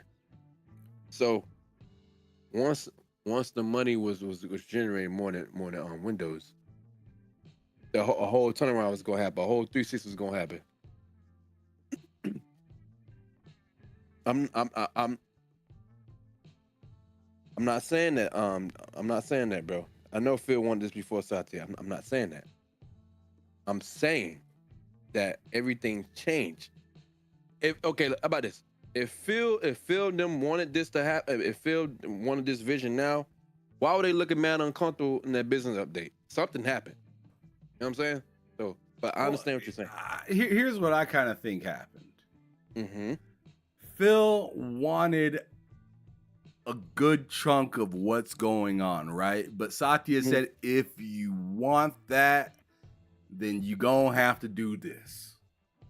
Hey, okay. And I feel like that's kind of what happened. I feel like what a lot of people are kind of doing, and I feel like this is what Dorian Gray's feeling that some people are doing, which I agree with them to a degree.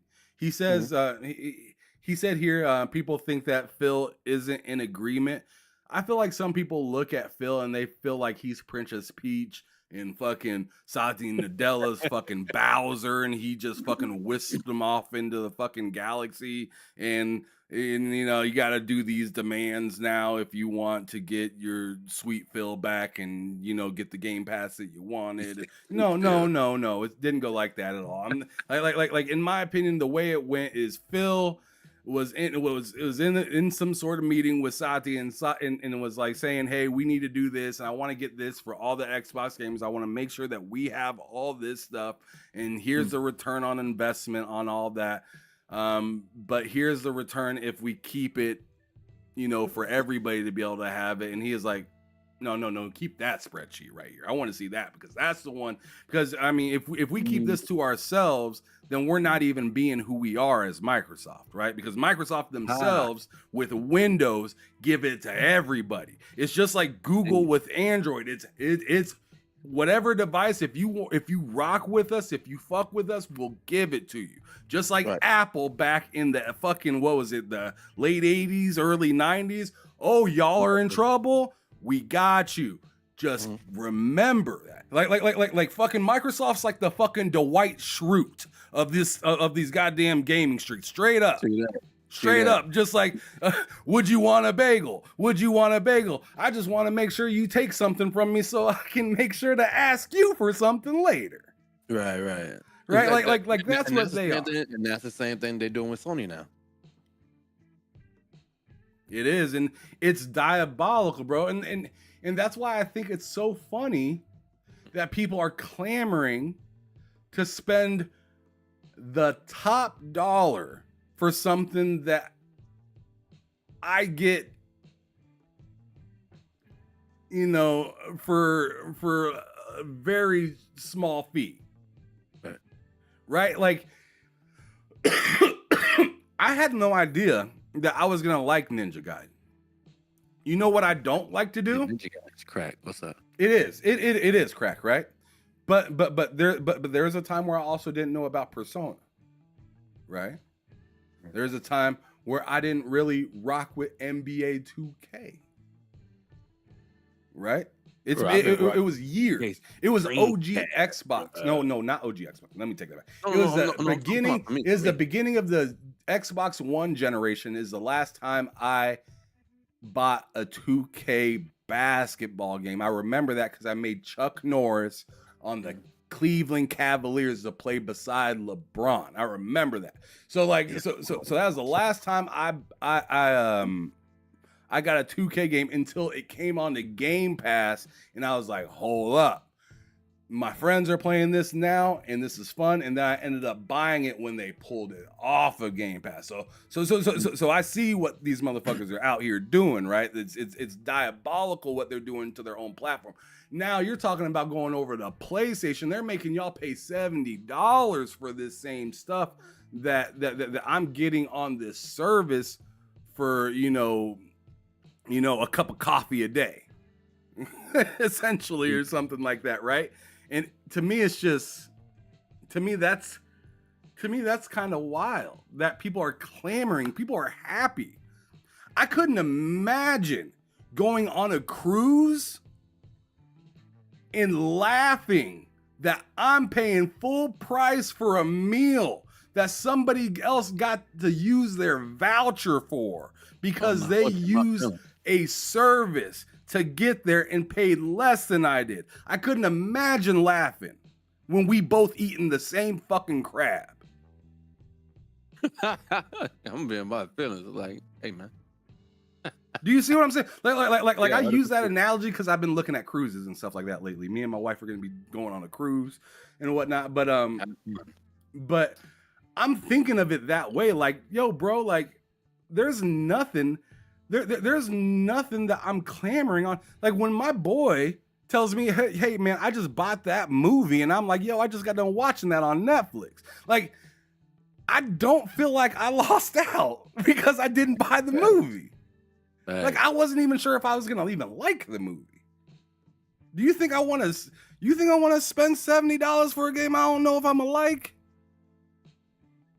True that.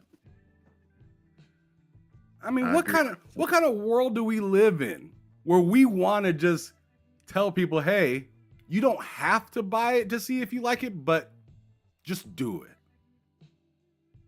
But see, here's the thing with that. Man, people got so much shit to say about the Game Pass sub service. Oh, you rather rent than buy? I mean, you rather rent than buy? Yes, motherfucker, I save my money.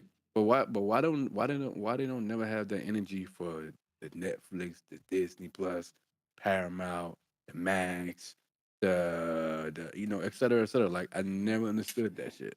It's weird. Weird energy.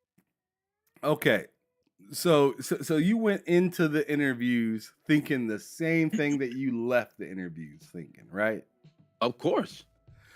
What he said today is no different. What he said for the at that business meeting. I like once his bosses got involved, it was a done deal. So and then everybody was losing their mind. I'm like, bro, it's happening. For people who don't like to hear this is the future, bro. This is the future. The whole video game industry of exclusives being the main driver point. That shit is dying, bro. And like I've been saying when all this first popped off, Nintendo is gonna be the last one on that exclusive flag. And they got one foot in the door, one foot out, because they have, I think, 2 or 3 of the IPs already on mobile. So in due time, Nintendo gonna make that jump too. Now, is there a time that you personally think, because I don't, is there a time that you think Microsoft, while making video games, will stop making some sort of hardware? That is a good idea. That's me personally. I think that's I can't really make that call, because as long as Sarah, Phil, and what's buddy name? The Wizard of Xbox. It's Jason Ronald. Jason Ronald. As long as those 3 are there, I think we will always have some form of hardware. Now, for the time factor, I have no idea. No idea, bro.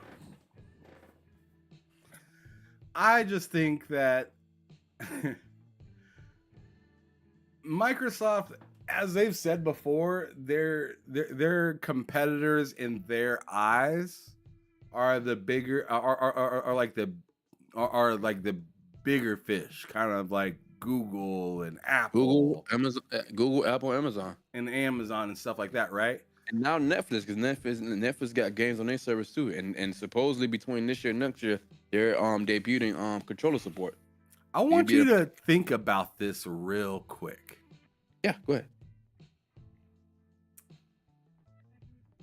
Does any of those companies that you just mentioned and that I just mentioned, do any of them not make hardware?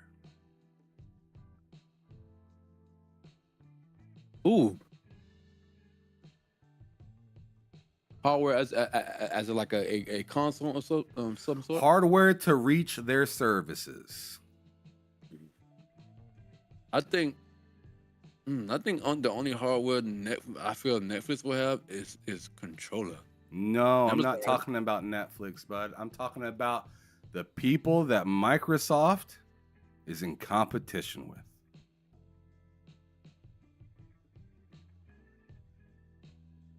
Which of those companies do not make hardware? You just got done saying Amazon, Google, Apple. Yeah. Which one of those companies don't make hardware? Oh, which one? Oh, Netflix. Something's wrong with your mic. I can barely hear you. It's the one who don't make hardware. I believe Netflix don't make hardware. Again, Yovi, I said we didn't mention Netflix. We mentioned Amazon, Apple, in Google. Oh, Amazon. My bad. No, Amazon makes hardware, bud. Is it Amazon, Apple, and Google, right? Yeah. Wait, all of them make hardware there. Exactly. Okay, damn, I got confused. I see what you're saying. Do you see my point? Yeah. They all make hardware. So to think that any of these companies are going to leave the hardware space when in fact they usually need to make hardware to know how their stuff runs. And also to keep the person that only uses their hardware in their ecosystem. They're probably going to continue to make hardware. Everyone makes hardware that has a company at that level. They do. So for me to just continuously hear people say Xbox is leaving the hardware space, to me is I don't know. It gets it. I don't know how much more insane that gets. Like, bro, Amazon makes hardware. Amazon. Do you know anybody with Amazon hardware? Not that I know of. Like, let's in look it up person, together. No, but I know people who got like the Amazon, what's that little voice thingy thing. No, that's not. That's Amazon. The Google has one too. I can't remember the name of it, bro. Luna, there you go. That no, not Luna. It's Go ahead, Ham. I got a brain fart. I can't remember the name of it. People are like, Amazon. Wait, Amazon makes hardware. Yeah, we got Echoes all up in our house. There you go, Echo. Thank you. That's right. We got Echoes all up in our house. Tablets all up in our house. They make home robots. Luna, a video game streaming device. Fucking thermostats. like, bro. Like, I'm gonna need these people to stop it. They don't know what they're talking about just because they're only looking at it in a traditional old school console sense. And we're so beyond that now. Agree. Xbox has said multiple times, hey, like we're beyond that. We're done with that. We're done with traditional. We're done with these generations. Like, it's very much like I said earlier. Gaming is one of the last things to force you to come to them and not they come to you. And that's only part of gaming that does that. Because phone games come straight to you. Right? Your Netflix games come straight to you. It doesn't matter where you're at. Yes, indeed. So literally, and the only reason Netflix games aren't playable on your consoles is because your platform isn't going to allow that. PlayStation isn't going to allow you to play Netflix on their console. That's not how that's going to work. Because they want you to buy their own IP on there. Stuff like that. True. So yeah, I don't know. Anyways. I'll know the backbone. I'm pretty much good on this. I don't know. Do you have any other thoughts or anything based off of this interview? I mean, I still got about like 10 minutes left on this, so I might as well just listen, let it run. But all I'm gonna say is this is the future. This is the phone of the Xbox. That's all. And everyone else will follow sooner or later.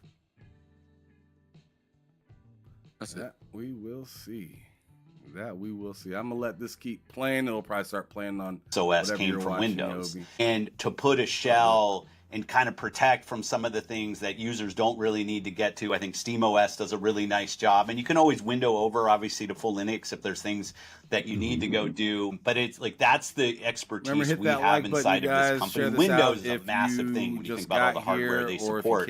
But the ability for us to put an experience on top of a Windows device that actually feels more custom for gamers and game creators. That's a ton of focus that Jason and Sarah and all the team are on right now, and I'm excited about progress. Yeah, I have to say, Phil, I watched the Developers Direct yesterday. Man, that was like the video overall, the presentation was so good, man. Every single game that you guys presented, I want to play them all, especially Ninja Gaiden, of course, right? But the rest was really good. I was telling this to Paris and Ree.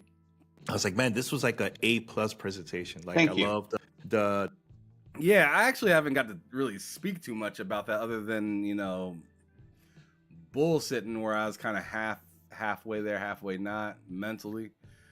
Yobi, that Developer Direct. I mean, I gotta double down on what Danny just got done saying. It was fire. Like, that Developer Direct was the best one yet, in my opinion. What'd you think about that Developer Direct, Yobi? Oh, they killed it. They killed it, and listen, I'm short and sweet. They killed it. I think they need to stay on this form. The last Direct was dope. This they knocked out the park. Your mic is down again, Yobi. I can barely hear you. That's me. That's me. Can you hear me now? Yeah. Is it too loud or is it all right? No, you're perfect right now. All right, cool. So Morning, I think easy. the Developer was fire. The last one was fire, and this recent one was fire. I believe they should stay on that same formula and just keep it pushing and just make it even more better than the year previously. So they stay on this path. They got a great formula, and I think everybody else is gonna start following this formula too. Damn, Yobi said stand on business. Yes, indeed. All right, we got Bunty up in the building. What's cracking? What is good, man? What's good? Thank you for joining us. How are you doing today? Can y'all hear me? Yes, indeed, laddie. Hey, listen, I just want to say something. Everybody not everybody, most people. You got to start off with the Man, why don't you have your own podcast? I just kick it just to hear you talk. Thank you. Enough respect. I just got up and I'm listening to your show. I always support you, bro. I ain't gonna lie. Appreciate love the way you carry yourself. But may I think about something, and everybody keeps saying that Microsoft is gonna go out the console business. Why you think everybody keeps saying that? Because that's what they want. It's not exactly what's gonna happen at all. It's just but go ahead. People keep referencing the things that they did in the past, like Zoom, and name something else for Microsoft. Hardware, not software, what Microsoft had on them discontinue. How many things Microsoft had on them discontinue? Hardware wise.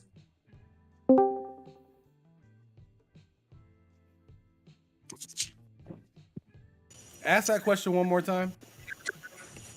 How many hardware-wise Microsoft had and they discontinue it?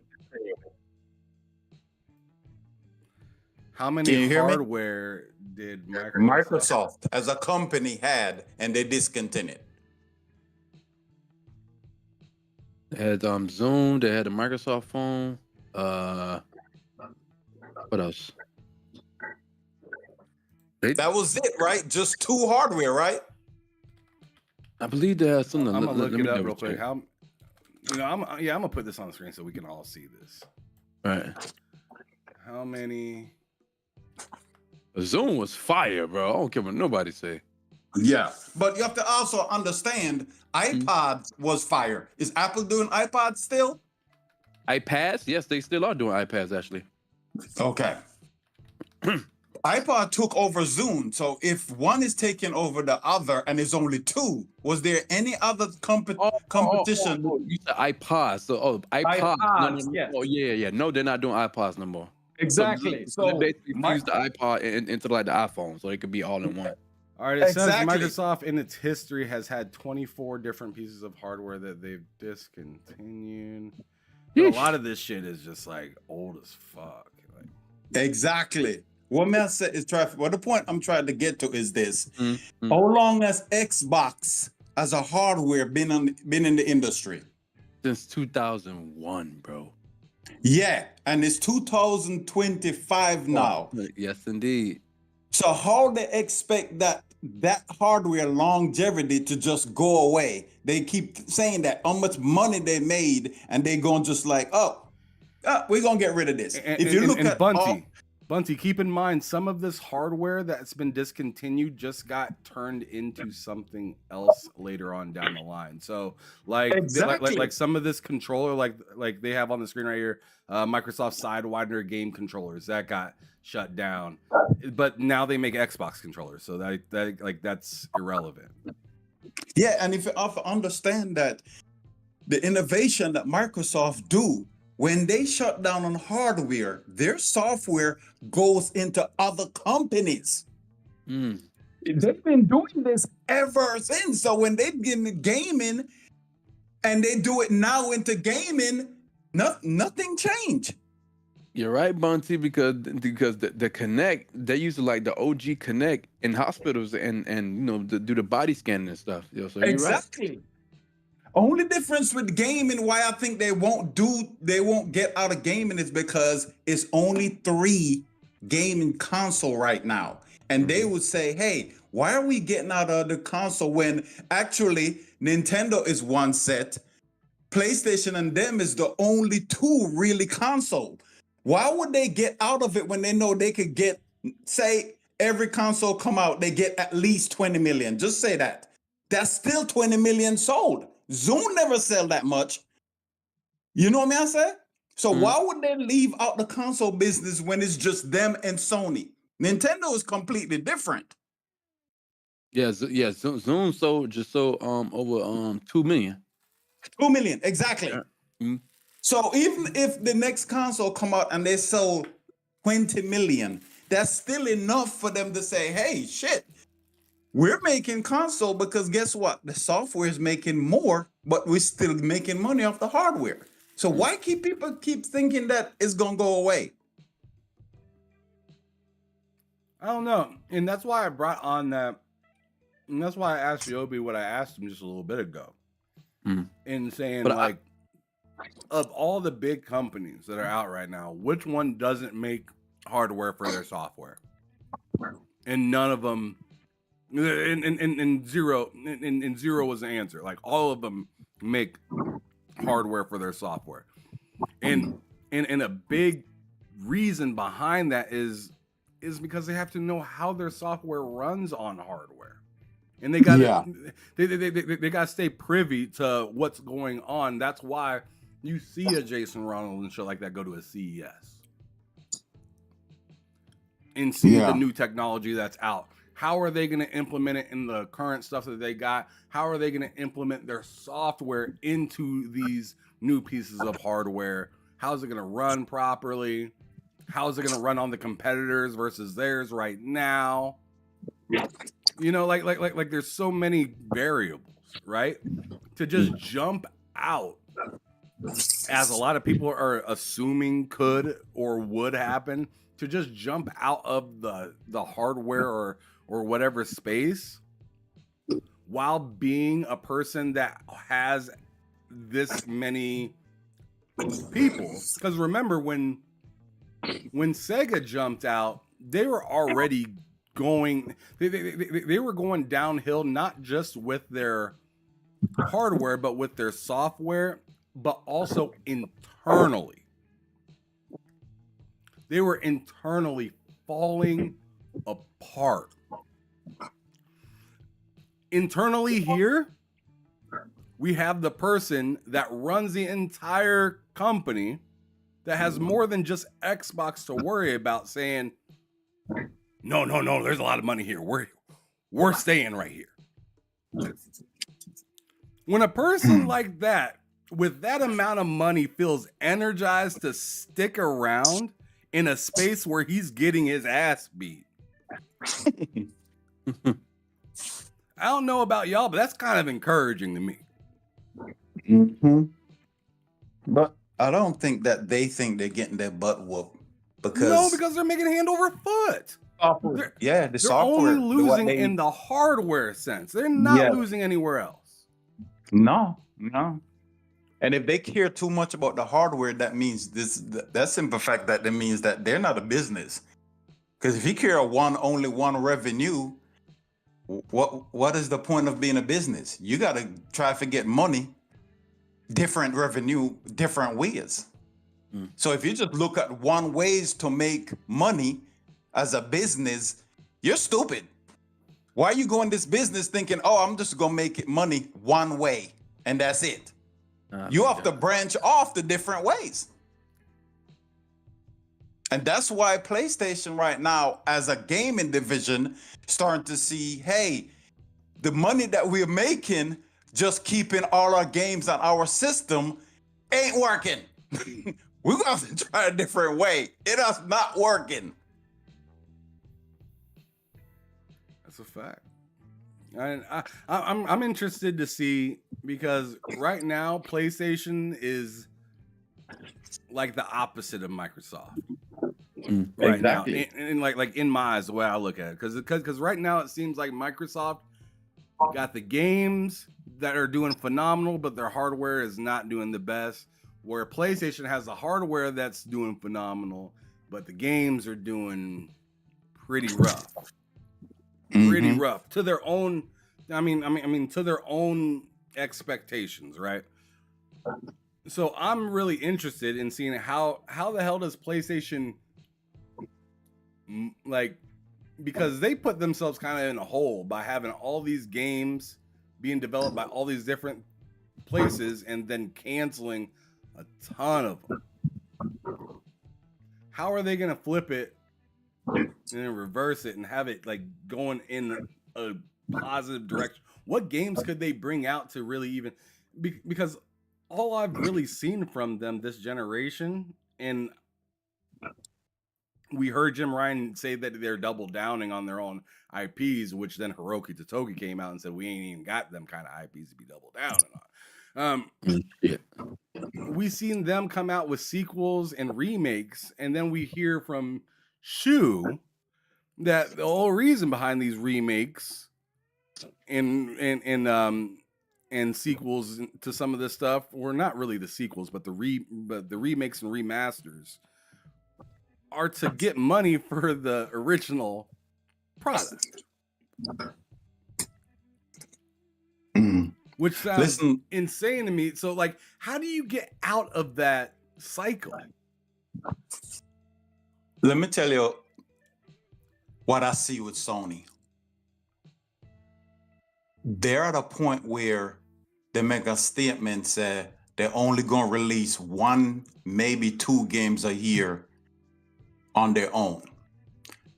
Sony is going to, because of their name brand and they selling console, everything that's coming to their system, they're going to look at it as, we're selling console, we're very popular, but that's not going to stop them from doing the same thing they've been doing in this gen, which is 1 game, maybe a year.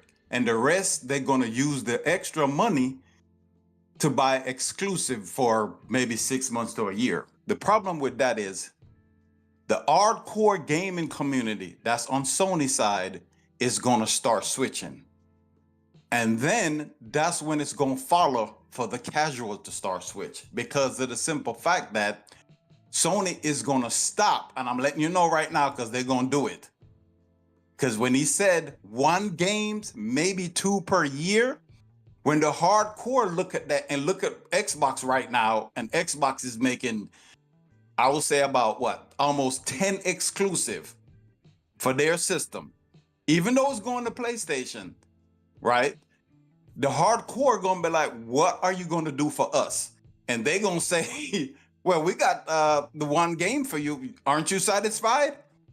And it's not going to be enough. But Sony is going to still do that because of the simple fact that the hardcore is going to keep saying unit sales. unit sales, and they gonna see that, say, oh shit, if y'all thinking about unit sales and not the games, that means y'all are satisfied. So Sony's watching when the hardcore say that, and they gonna keep doing the same thing and only release one game per year.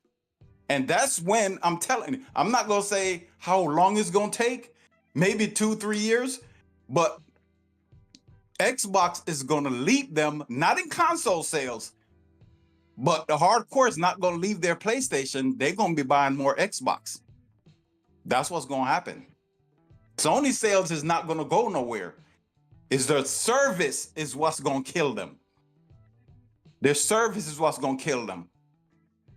And that's what's gonna happen. I'm calling it right now.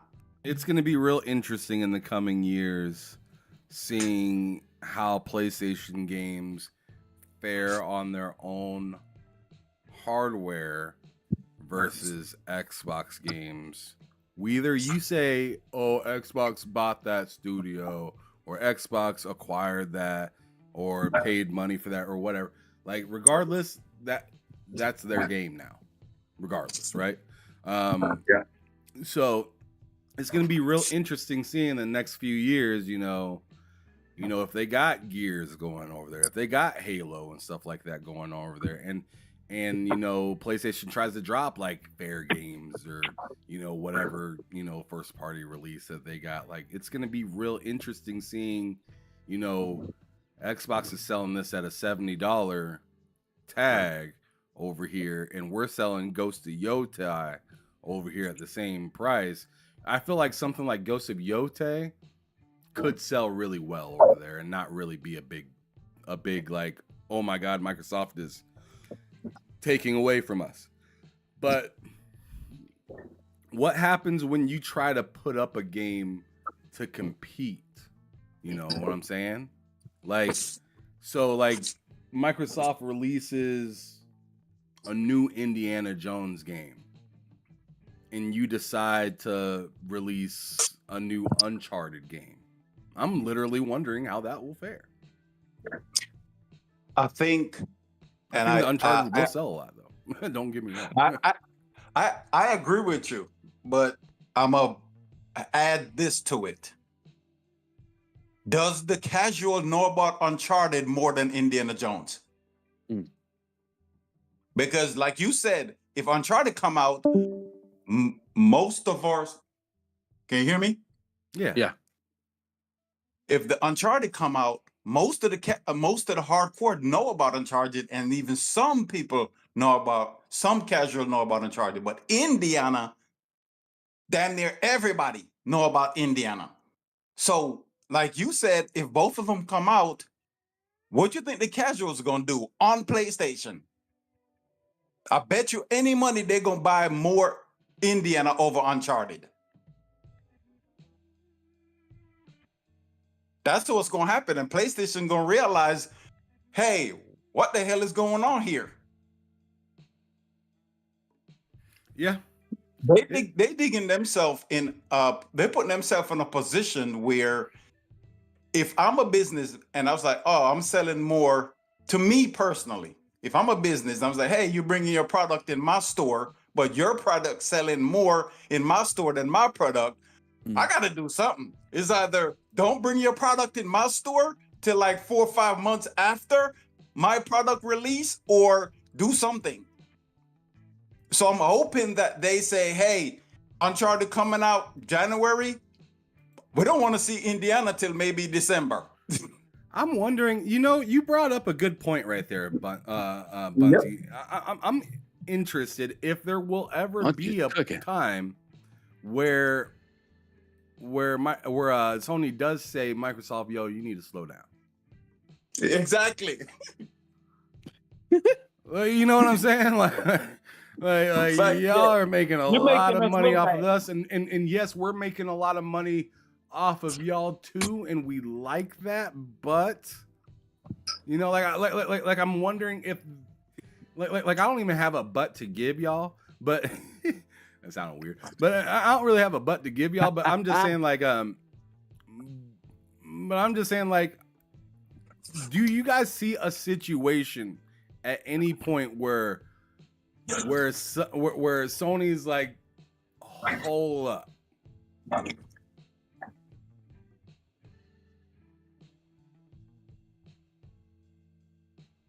Y'all hear me? Yeah, I heard you.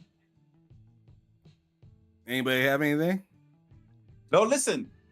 Think about this now. This coming year, Ghost of Yote. I don't know how much the other one sell just on PlayStation. Did the other one came on PC? The first one? Did that came on PC? Yeah, Ghost of Tsushima. Yeah, Tsushima. Yeah, it's on PC. Yeah, it came on PC last year. Okay, Ghost of Yote. I'm hoping that they send it on PC. If it don't send on PC and just PlayStation 5, think about it. They're gonna want to take it out if it do come out this year, at least October, because they try to make their game come out before the Game Awards to make it get a lot of trophies and whatever. As it should. But think about this. Ninja Gaiden is a well-known because it's well versatile to every console. When Ninja Gaiden come out and Ninja Gaiden is on the Switch 2 and the PlayStation and the Xbox, what is going to happen to Ghost? They're the same Japanese style game. The same thing that happened with Astrobot. Yep. But I'm telling you, the difference is they're the same Japanese style game, but one of them is more known than the other. The casual might not know none of them. I mean, the hardcore. You could say that about Woo.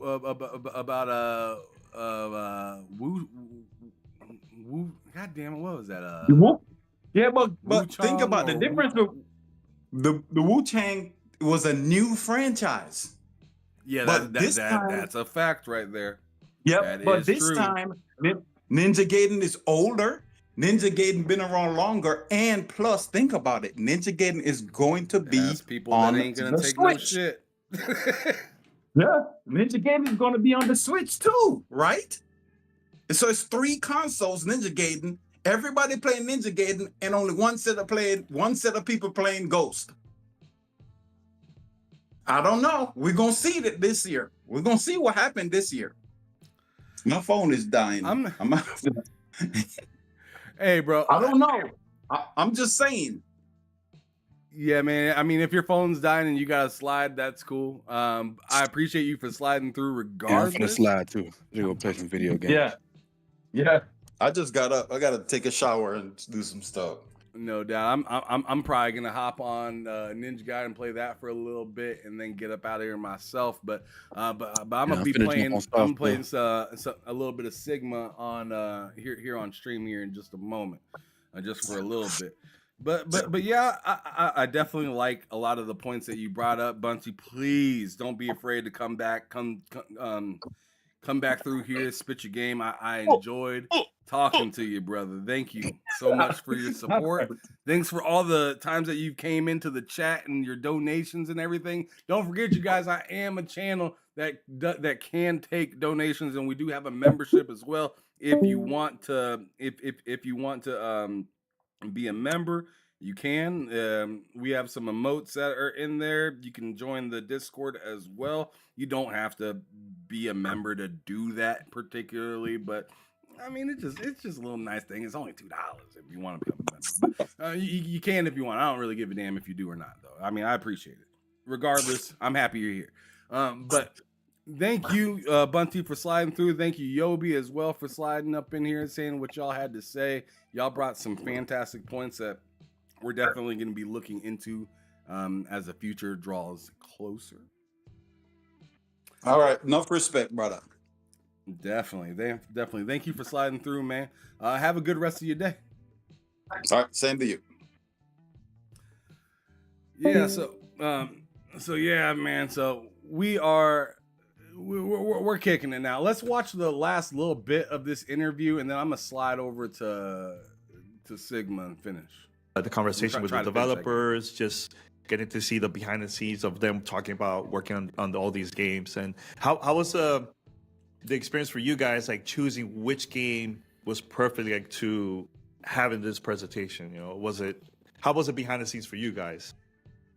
Well, first I'll just say we all got together and watched it together, even though we've probably seen it 30 times by this point in all the Yeah. different iterations. Yeah. But yeah, we were all over in one of our kind of bigger rooms watching our own for us, for this part of us. And it's been fun to like expand this format, not only to our own teams. I love hearing from the creators, and not me, not some like talking head, but actually people that are building their game, telling their story about their game. I just think that's great. We do have to like curate the list down. So we try to take games that are shipping in the not too distant future.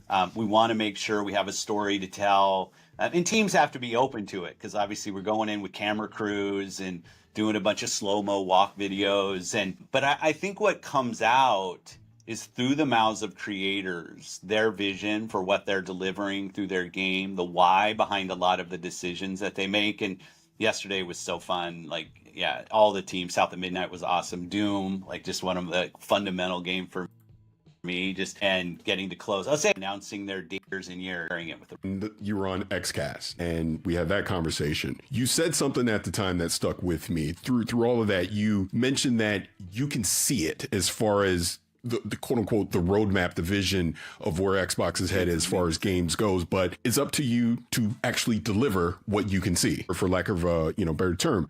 I kind of feel like we're getting there, where you look at the second half of what you're able to do in 2024, and obviously this presentation that you just have with the Dev Direct, we're kind of getting a peek into 2025. And then when you go back to the showcase last year, obviously you're showing even more down the road. I mean, you personally, how do you feel when you look over the next few years of Xbox as far as delivering these games, delivering these experiences? How are you feeling about that? You feeling good? I've never been more excited about our portfolio. And I think sounds like hyperbole, just kind of, but I'm being honest. And I'll go back to, people probably know I'm playing a ton of Diablo 4, so about Vessel of Hatred, stuff that we did. The COD release, Black Ops 6 is so fantastic. Indiana Jones, just incredible by Machine Games. And we didn't even have Avowed in the Dev Direct because it was so close to launching. So, but that'll damn, be this is fantasy too RPG, close to launch one of to my be in the favorite Direct. RPG studios ever, and think about Obsidian. Look at that. Do you think about that for a little bit? Like, remember being an Xbox gamer and just being like, man, it is hard. It is hard to find a game. Now we got showcases where our game, where we got enough games, and they said we got too many games. We had to, Avowed's coming out. It's coming soon, y'all. It's coming soon. And then that lineup, and it's, the thing I probably love that you guys, it's nothing secret, don't get to see as much, is how the teams are coming together to talk about technology. Matt Moody does a great job with these offsites whether it's technical conversations, creative conversations, all of the teams learning from each other, sometimes on game things, sometimes on things like the Fallout television show, and how do you think about other people doing things with your IP as a studio, but that creative community that we have. And then when we start talking about new hardware, new platforms, and getting that incredibly strong kind of technical and creative voice from our studios into our planning, and then being able to deliver the portfolio. So I get excited because of multiple things, but definitely when I look at the quality of the things that we've launched and that are ahead, it's great to be a part of. And it's been a lot of work, will continue to be a lot of work, but I feel really good. Yeah, I know. I had this conversation with Paris. I'm like, I have to ask this question to Phil. I think this would be like a great way to end the podcast. So my question is to you, Phil, because you've been around the company now for a very, very long time. And here's the question I have. So what do you hope your legacy will be, and how do you want people to remember you? Because you have done a lot that I feel like impacted the industry in so many ways. So we'd love to hear your answer on that.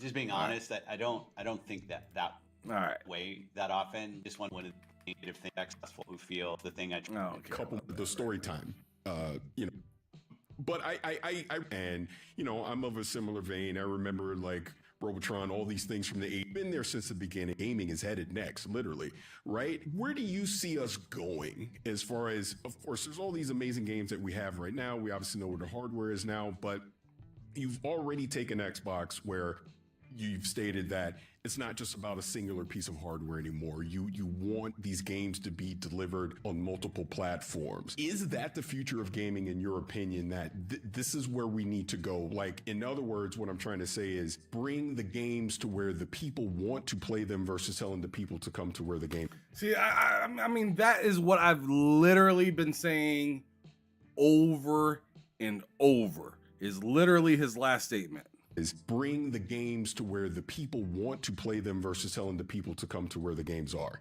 if that makes sense. Yeah, let me start from a different place. I'll come back to it. Sure. I have a fundamental belief that interactive entertainment, video games, is just a fundamentally better way to entertain people. It brings community together. It has creators of all sizes and kinds that can come in. So I don't watch a ton of TV. I play video games. It's what I do. And I believe in the goodness that video games can offer the world. Different voices, their stories, the escapism, the community, like friends that I've built playing online who I never have met in the real world, just in the circles I'm in and they're in. So I start from just a fundamental belief that video games are a good thing for this planet. And the more that people play and experience what video games are, it's all up a good thing for the world around us. And not everybody's gonna agree with that. That's kind of my point of view. With that comes responsibility on our side as an industry for the industry that we have and the community and how we protect it and how we grow it. But then if you pivot to your question of, well, if I believe that, if that's the kind of point of view, then I would never want to keep games from someone. I think everybody benefits from playing the great stories that are out there, experiencing the world that I think some of the world's best creators have built in video games. Because I just have a fundamental belief that gaming is a power for good. And it's a journey. Like, there's always stuff that we got to watch and protect. And that's my own experience from such a young kid starting to play on my Pong, my 2600, and then rolling on. Yeah. But I just see it, and I see that it engages lean forward activity. It's cause and effect. It's the life lessons learned through video games, and I want more and more people to experience that. And I want Xbox to be at the forefront of making that possible. And it sometimes means breaking some of the tropes of the past, but I believe in that future, and that's what I want us to be about.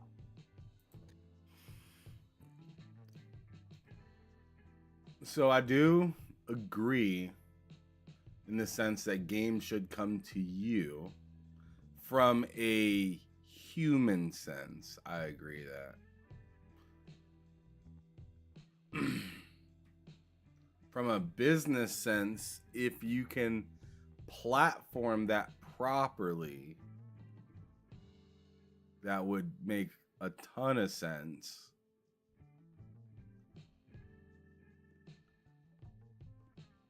As long as you, like, the big thing, and man, like, I feel like they have to nail hardware next generation. They better, like, hardware generation. Oh my goodness, Dorian Gray, you dirty son of a bitch. Oh man, he said Astrobot was an industry plant. Astrobot is what the refs are in a Chiefs game. That's funny. I'm sorry. That's funny. That's funny. That is pretty funny. I like that. I like that. I like that. I read that just passing by. It was just like a drive-by hit to my eyes. I like those. That's funny. That's funny. I always got time to read some crazy shit like that. That's goofy. What was Reezy even saying for you to come at him like that? He said, I asked so many PlayStation players about Astrobot and was amazed. Most of them never heard of it. Well, of course. I mean, to be honest, I mean, I wouldn't say it's an industry plant as much as I mean, I'd see why you use that lingo though, right? But it plays to what a lot of pinky out gamers like, right? Like the really good graphics, the great controller support, like the games all should have, right?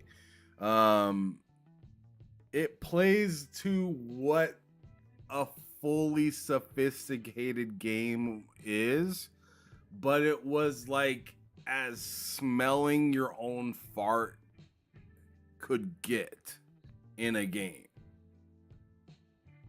Because it was just like, oh, we're a game that's about the console that we're playing it on, and everything works perfect, and it's just this is just the dream scenario that we never deliver to any other game. You see what I mean? It's just like the dream scenario that never comes to fruition for any other title. Like there's literally no other game that even remotely uses the DualSense like Astrobot does.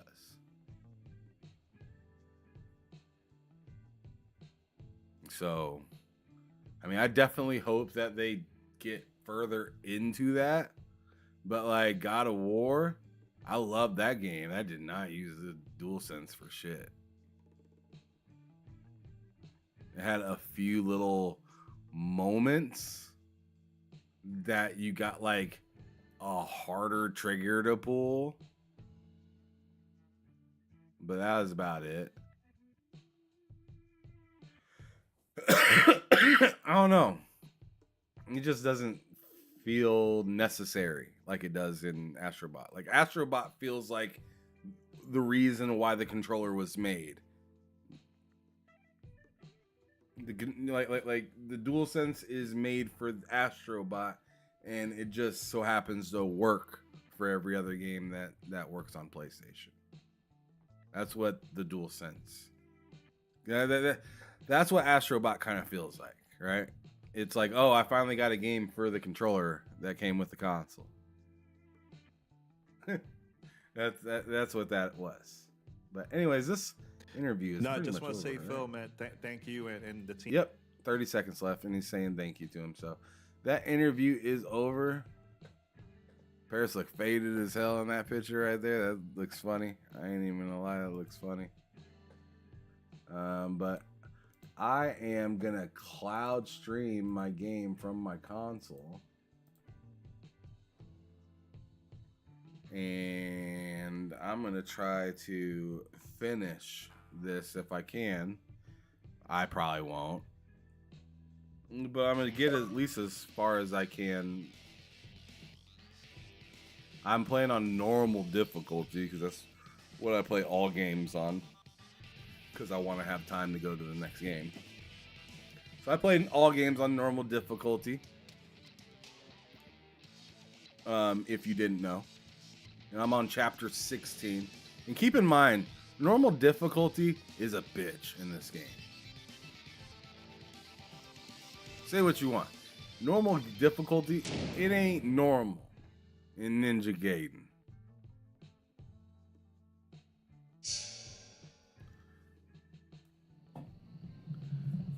Pull this down a little bit.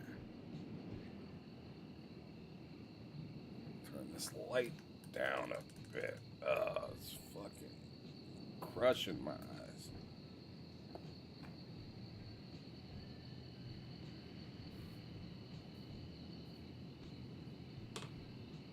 All right. Boy. I should go grind a little bit.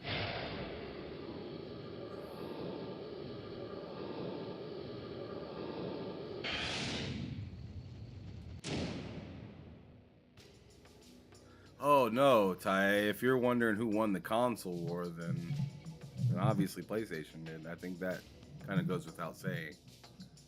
But like, I don't know.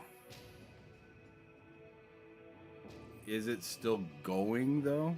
I don't know about that. Probably not. Probably not. Depends on how next generation carries on in people and how people treat next generation.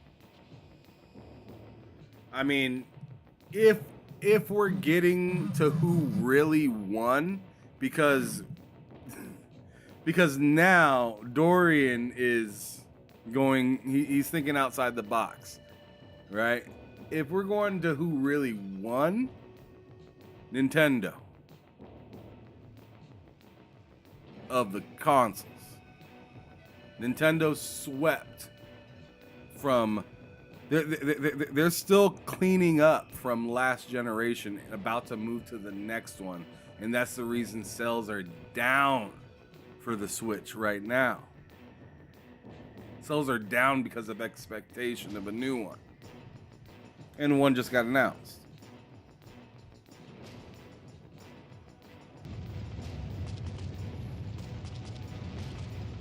I wonder if there's anywhere I can... Oh boy. I don't remember where I am. Oh yeah, let me go to my... Let's see. There you go.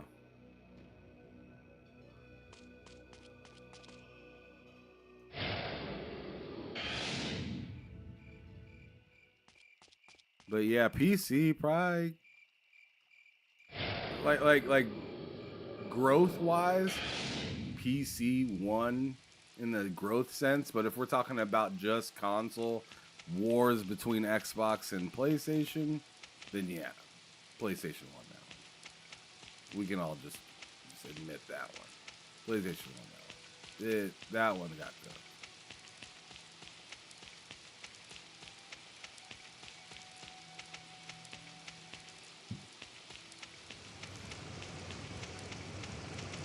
Oh yeah, in that way. Over there.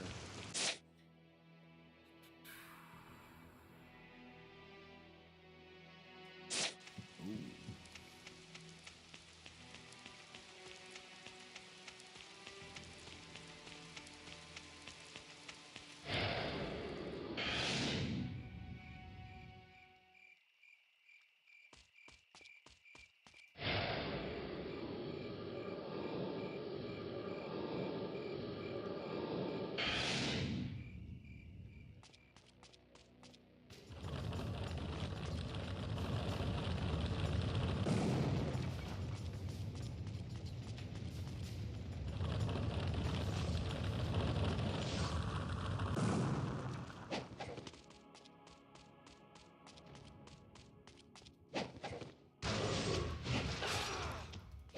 Gotta warm up.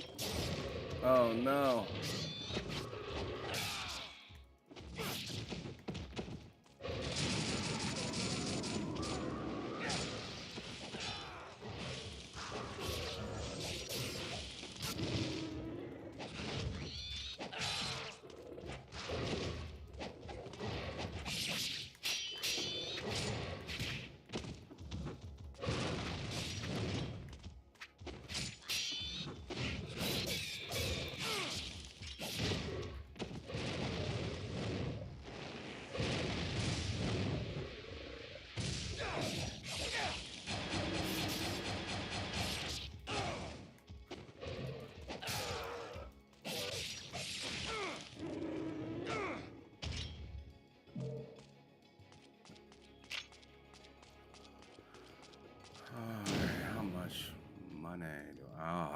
I definitely need to grind a little bit. I don't know what's coming up next. And I really want to make sure I'm straight. Oh shit. Nice.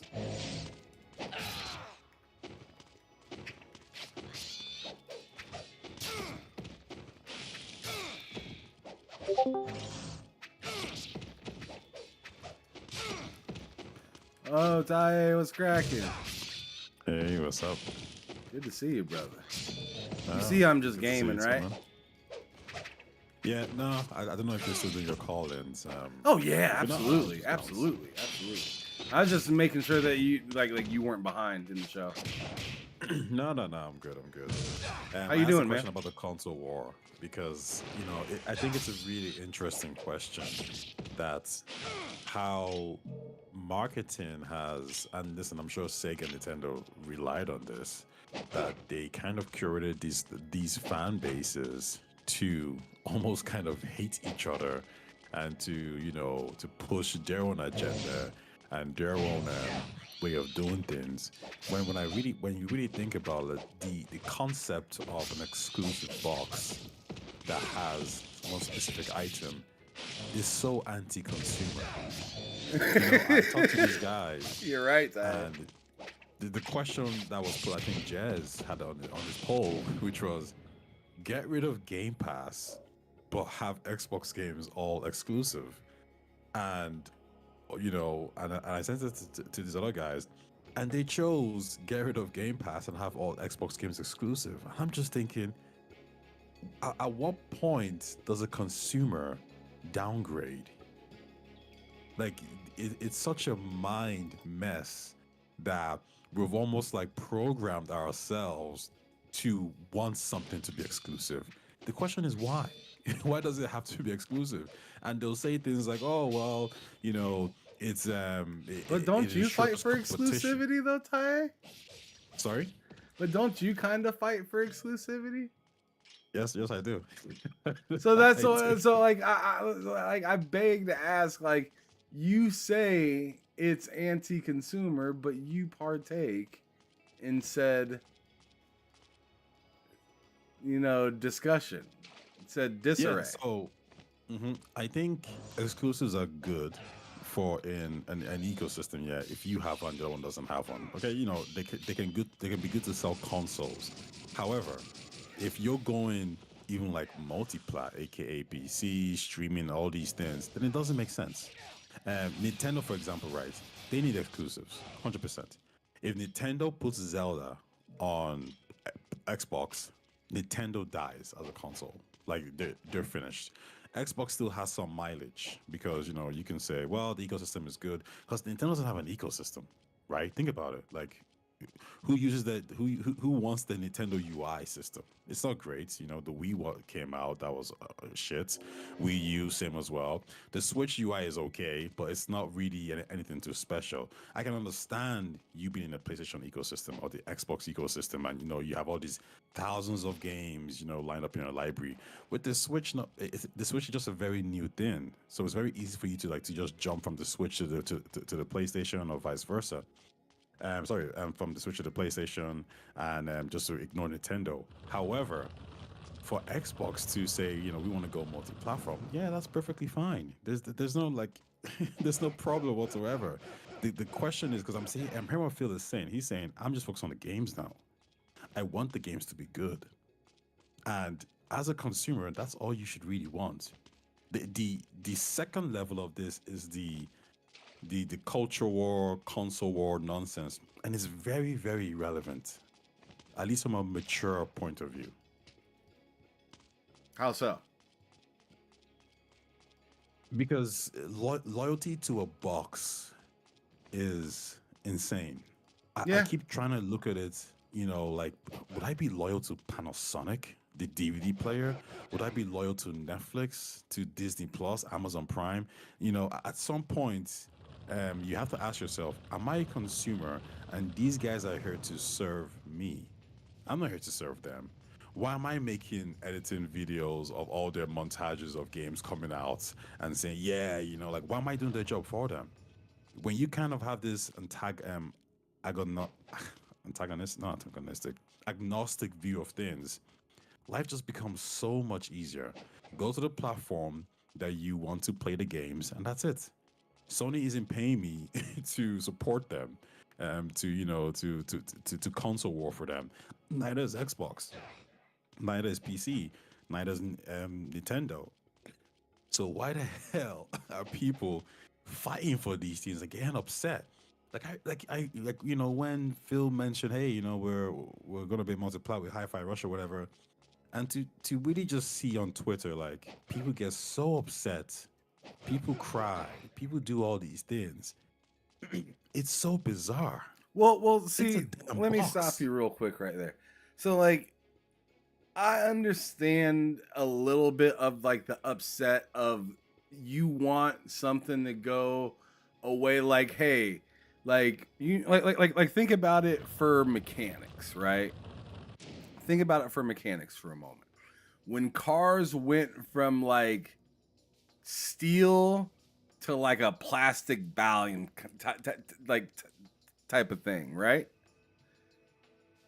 And like to a lot of to a lot of fans of Buick or fans of Ford or Dodge or whatever, whenever they started making their cars in seemingly like different material or like structured in a different way, to them it like lost value to them, or just didn't seem right, even though as time persisted it showed that, oh yeah, that's actually better, or yeah, that actually lasts longer, or actually this is more useful for my case, right? For my specific situation. Now, there are some that argue that old vehicles last longer, which you could say, yeah, older material, the way it was put together in the in the stuff that they used made more sense, but the technology of to now like kind of doesn't meet the value or the not should I say the value, or I should say more of the quality of product that we used to pay for. But then we argue, oh, did steel go up? Did this go up? Did that go up? Like did all this other like random little nuanced stuff happen? When at the end of the day, it's just like the fans just see it black and white, right? The fans don't see all that nuanced stuff. The fans just see the black and white, like maybe me and you and the people that are actually crying and freaking out, right? Like some of those people see the nuanced stuff and it hurts. It bothers them, right? But like, as for most people, they just kind of like, dude, that doesn't serve to me. Like that old ass beater car that you're trying to say, I love my old style, doesn't fucking have heated seats. I want heated seats. That's what the regular that's what the new person's saying nowadays. You know what I'm saying? Like they're not gonna deal with rolling down the windows with their arms, right? They want to hit a button at this point. They ain't trying to do that. They're not trying to, you know all the nuance stuff, right? Yeah. So I feel like that's why those people are so angry, is because they see what was and what could have improved and what they seen and or were told, and things that didn't happen or fell through the cracks and whatnot. And those people are sad, and I can understand that. But at the same time, I'm kind of on more of the side of, you're a business. I like your business. I want you to survive and continue to do what you're doing. And if you're going to do some wild shit, I want to at least reap benefit off of what you're doing, since I'm already this far invested into it. That's the way I look at it, right? So like so with my Xbox and all the stuff I have, like I said, I have like 400 or 500 games, right? Physical and digital, mostly digital, on like available to play on just for Xbox, physical and digital.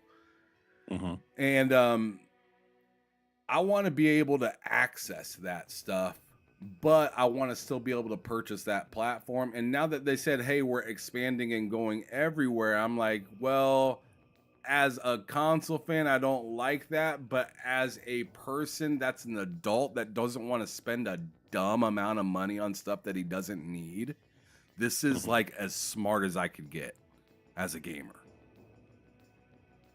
So what I need you to now do, Microsoft, is to figure out how to get all the stuff I've already purchased and get that onto everything else for me to be able to use now.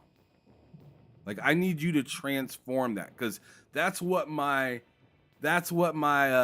like, you know, dad and wife kind of like, you better quit spending money on shit you don't need kind of side is saying to me, right? Like, how can I make all of this, you know, coagulate, come together, you know, work, right? So I'm not spending a dumb amount of money to keep up like I did with, like I'm sitting here looking at this wall of consoles that I have right here. You might not be able to see it on the camera, but I can just turn it right here. This wall of consoles right here, right?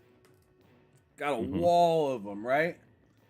If I could get all of those on a single box, you can. It's called a PC, right? But what if you've already invested in a bunch of games that are already on a platform, but it's just kind of halfway there, right? That's what Xbox is right now for me, and I'm just waiting for them to meet me. All right, you said you're going this way, so I want to see you on fucking I-80 in Nebraska. Like, meet me in the middle of the fucking United States. Meet me in the fucking middle. Give me my shit. I even think like that. For example, let's take Nintendo for example, right? Like backwards compatibility only really works for the Wii to the Wii U, and even the Switch is something completely new. Now, Xbox has done a good job in allowing people to play, you know, all their games or whatever, but I don't really think it's even that big of a deal. I mean, there's something there for sure, but it's relatively new. It's not like a lot of people, like at least the majority of people can say, well, my game spans, you know, 7-10 generations. So it's just a couple of recent ones.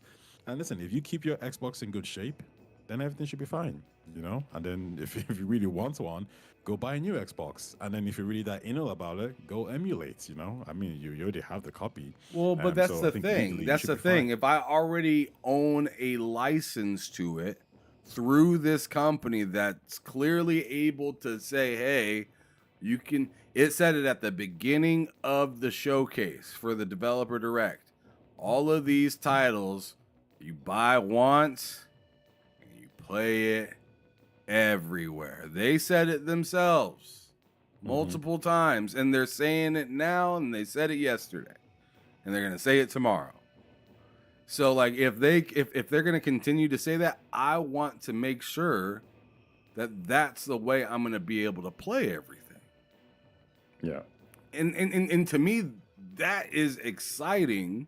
For somebody that doesn't want to buy something 4 or 5 fucking times, 3 or 4 times, because 3 years later, it decides to come out. They decide to come out with a new console, and then oh, darn, there's no way to transfer my save over here, or oh, there is a way to transfer my save, but it's behind, you know, whatever the fuck, which it probably will be in the future. In the future, all of these companies will be. Oh, people are bragging about not paying for like cloud saves right now on Xbox. Believe me, in the future we will be.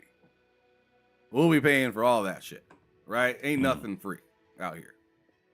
But the thing is like, what's the package deal kind of look like? And since I own all this stuff that I own, I want to make sure I have the access to it and the future stuff to come to be the same as the stuff I already got. And to me, that's not asking too much. And you say it's not that big of a deal for some of the older stuff. I'm telling you, I'm still playing stuff from my old OG Xbox. Not last year, but the year prior, I beat the Max Payne trilogy. Those games are old as hell, but they're backwards compatible for the Xbox. And I sat there on my couch. See, I feel like and I beat all those like games. You know, if we look at things like even DVDs and you know and tapes, like, you know, cassettes, like, yeah, technology changes, and then once it changes, that old technology is left behind. Now, in order for you to maintain that old technology, you just have to keep it, make sure it works well, make sure you have a DVD player or VCR player, and there it is. Like you're good to go. I It's think a very the dated way idea- of thinking, though. No, but when we have shifts in technology, like for example, the PlayStation, not the PlayStation Portable, the PlayStation VR 2. One of the reasons someone told me that the reason why Sony couldn't do it is because it was a different system, whatever it was, and they would have to remake all this kind of stuff again. So if you like your PSVR 1 games, well, I mean, that's what you have to use. Done. You know, and then when the PSVR 2 comes out, well, there you go, and then we move on from there. So the same thing with the Switch. Nintendo's doing it right now. They're saying the Switch 1 and the Switch 2 games are compatible. The Wii U stuff you cannot play on the Switch. I'm sorry, like you need to download all over again. But from here on in, Switch 3 is probably going to play Switch 1 games and Switch 2 games. Same thing for Switch 4 and Switch 5. So that's what it is. It's only like 1 or 2 generations. It sucks. Like I have an NES. I have an Xbox. I have a GameCube. I have a PlayStation 2. I have a Sega Mega Drive. Like, it sucks, but if I want to play these games, I either need to go buy one off eBay or whatever it is, or I need to maintain my old ones. And that's just kind of life. Like, I don't know. I don't think it's that big of a deal when people talk about like, oh, well, all my library of games. It's like, yeah, your library of games is still on your console, bro. It's still in your Xbox 360. Just don't break it. Oh, snap. The Sly Crow came through to throw some bows. Welcome. Welcome to the show. Feel free to speak whenever you're ready. Don't feel rushed to do anything. But welcome to the stream. By the way, good morning, Ty. I forgot to even tell you that. I know it's afternoon for you, like much afternoon for you. And hello to those of you that weren't here with us earlier in the show, but Ty kind of shifted the conversation to console war talk, but not in a negative way, which is interesting. But anyways, the Sly Crow. Say what you gotta say, brother. Don't feel in a rush. You got as much time as you need, brother. Kick it. Hey, what's up, guys? I just wanted to, I was just watching a stream, and it's an interesting conversation. I don't know if you guys watched Maximilian Dude's video, but he made a great point about the console war stuff. And like he had like one segment in there I thought was pretty interesting. He actually like he said at one point that Bayonetta was it used to be a third-party game, I think, back in the day, and then he made a great point of the fact that when Bayonetta was exclusive to Nintendo, a lot of people like raged online, like they lashed out online and everything. So I thought that was pretty. I remember this so well. Yes, they went crazy at Sega and Bayonetta and Platinum because they felt like they couldn't play it anymore because Nintendo came to save the day. Right, and he was just basically saying there's no point like shutting out for companies, like you don't owe the corporations anything. And it's just like you gotta go to the platform that makes sense for you, basically, right? So Exactly. When the I was a Nintendo guy back in the days, right? And I still to this day think the GameCube is the best console ever made. I think it was a perfect blend of third-party and first-party games. Like, there's so many good content. GameCube for was that console. dope. Eternal Darkness is still one of my favorite games of all time. Eternal Darkness, like, oh god, I could go on and on. But when Nintendo released the Wii, I remember looking at it thinking, oh, wait, what? What is this? And my friends came to me, they're like, yo, you're the Nintendo guy. Are you gonna get the Wii? Like, should we get it too? And I told them straight up, no, don't. Because it's not for you. I'm not saying Nintendo is wrong for doing this, but I'm just saying that this specific console isn't for you. If your family wants to play with you, your sister wants to like game as well with you, then perfect. But if you're looking for something that's gonna, and be the next level that's more targeted towards you guys, nah, stick with the PlayStation and the Xbox. And that was it. I moved on swiftly from Nintendo. But hey, guess what? I still got the Wii. I got the Wii U. I got the Switch. I got that because they had the games that I wanted still, right? But the loyalty to them wasn't there. It wasn't like I was hurt. And when a console manufacturer, a corporation, can hurt you over decisions to make money, I don't know what we're doing anymore. Like I really do not. Yeah. But the Bayonetta one is a really interesting talking point, right? And I don't know if you would agree with this one, Crow, and even you too, Ham. Is like one of the main talking points people say about why they don't like what Xbox is doing is because it's going to reduce competition. Do you guys believe it will reduce competition? I personally only do if Xbox actually did not make a new console.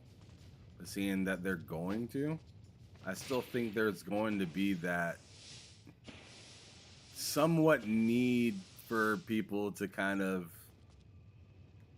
cheer on one or another, because they'll still be the kind of people, the crap gamers and stuff like that are out there like saying, oh, this isn't a good idea, or I don't think this is going anywhere, or something like that. Like, I still think that's got at least another generation. Okay.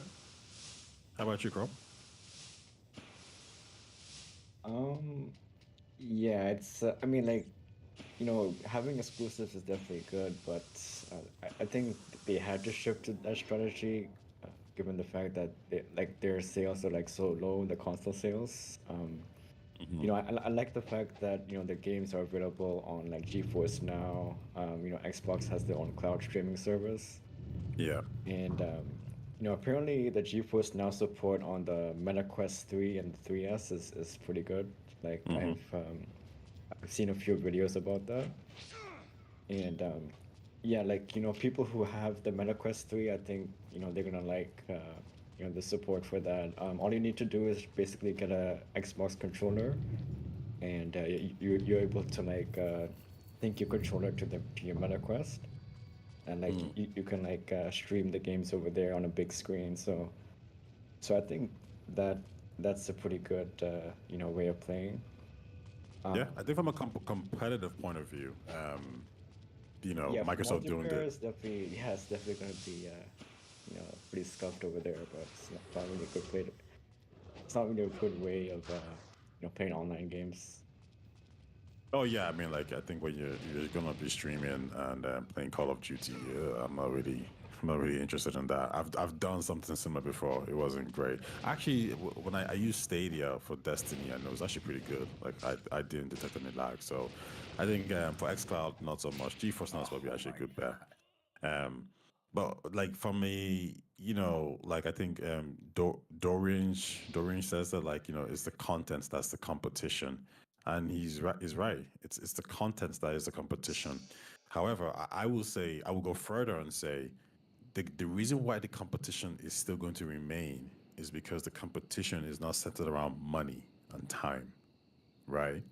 If it's not about I need this game to beat Nintendo, it's I need a game that's gonna make me money.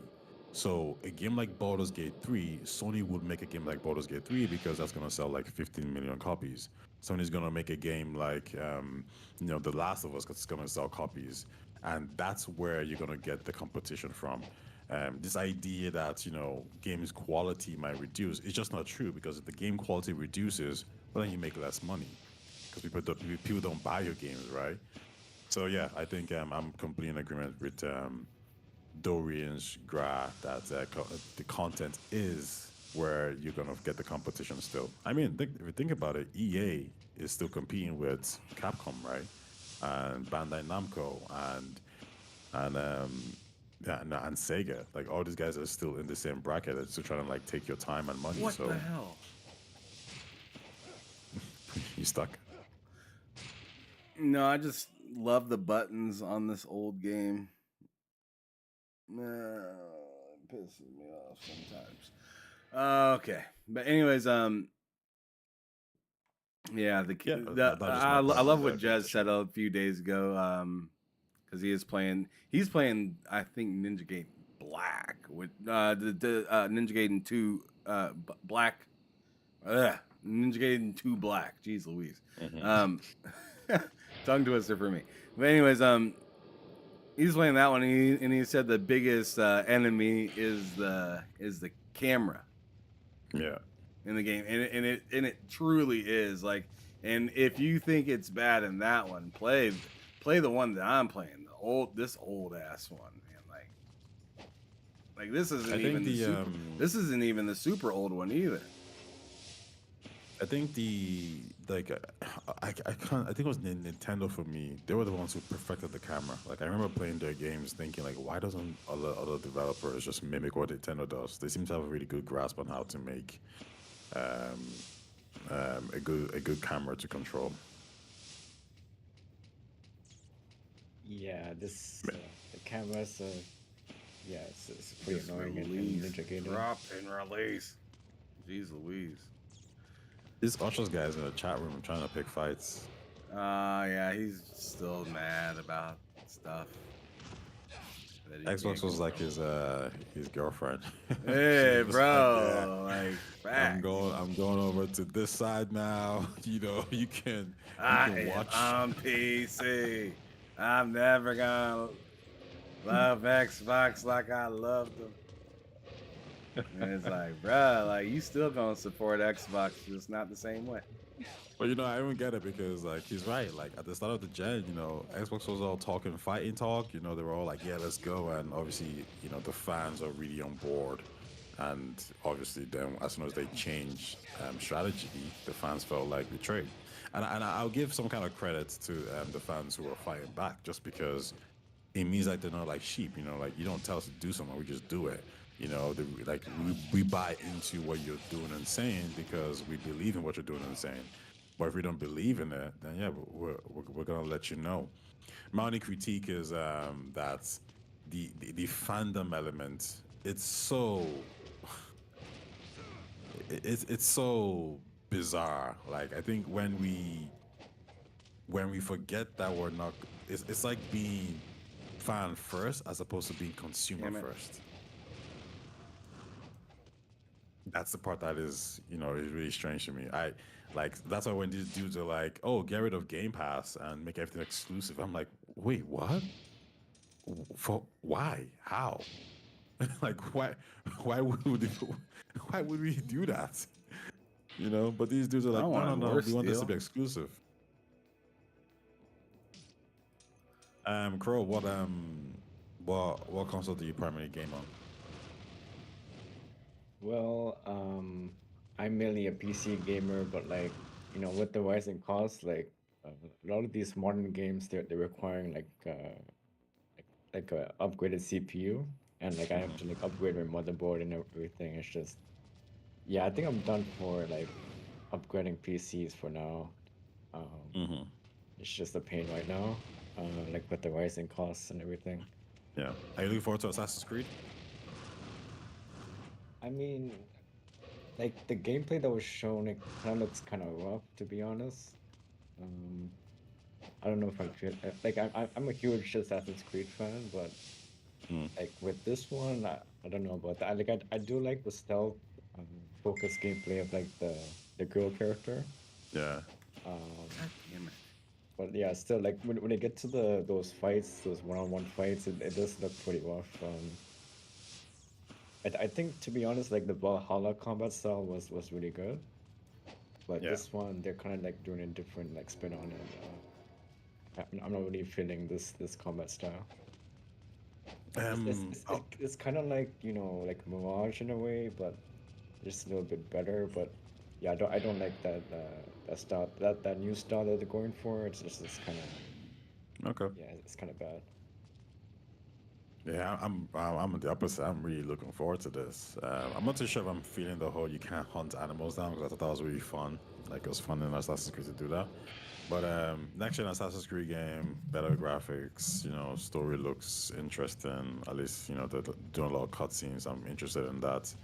But yeah, overall, I'm looking forward to it, man. I've been looking forward to this game since oh, Dorian saying the anti-Japanese game, man. This game has been like nitpicked so much. Like there are people like literally pointing out watermelons and the blooming flowers, and it's just like the amount of critique of anal critique that people are giving this game is just ridiculous. They don't do this for any other product. They don't nitpick this much. It's so bizarre to me. You know, when not Rise of Ronin, when what's that game with Yasuke in it? The one with the crap. I'm losing it now. But because it's okay to be bigoted towards Asians. Who said this? When did Ubisoft say it's okay to be bigoted towards Asians? Like I don't understand.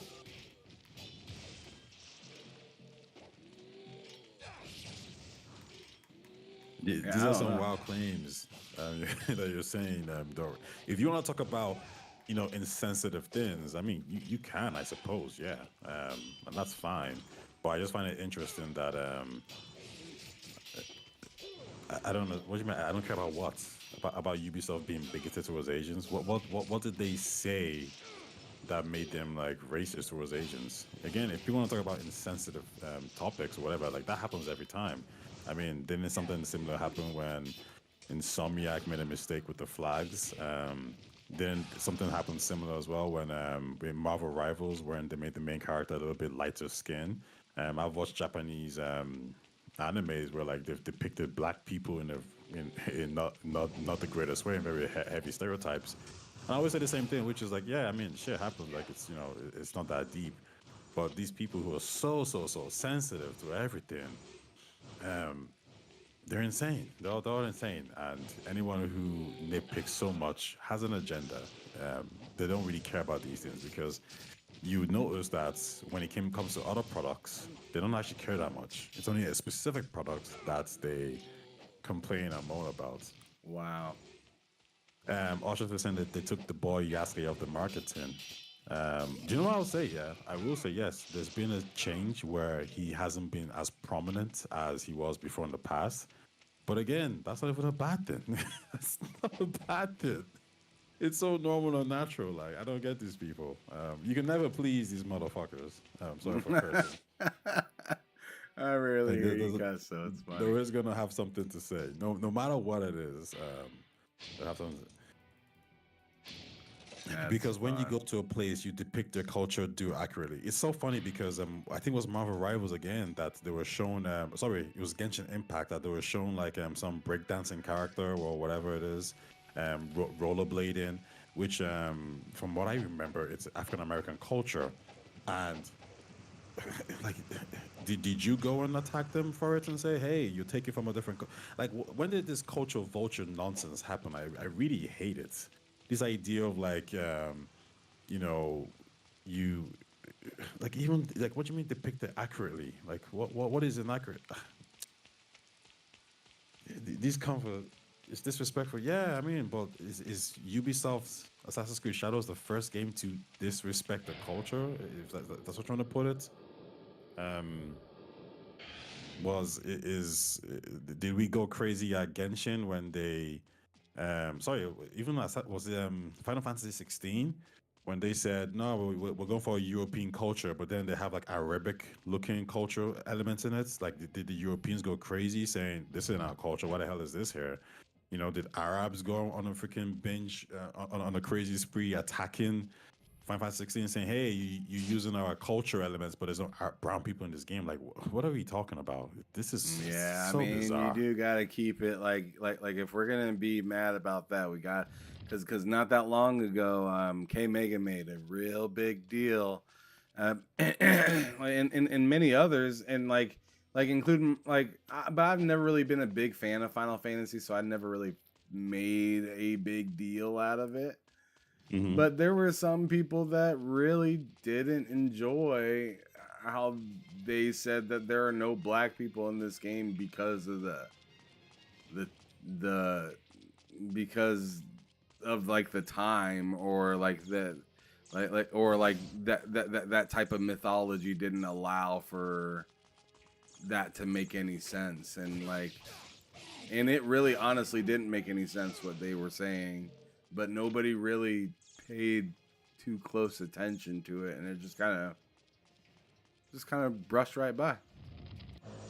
So like, I don't know. It is interesting to just see in this specific situation, because many other situations that have similar disrespect or just flat out just somebody that just overlooked something and was ignorant about it gets a pass, and a lot of people are trying to like really put a stop to it with this one, which I mean, I think it's kind of fair if you want to be consistent repeatedly over and over with everything and say, you know what, we need to just throw out everything, but then that's ridiculous in my opinion, right? But I digress. Like, I don't know. Like, I think if we are always going to force somebody to be by the book with art, then we need to just stop with any sort of fantasy stuff. Exactly. Because then fantasy isn't allowed to exist.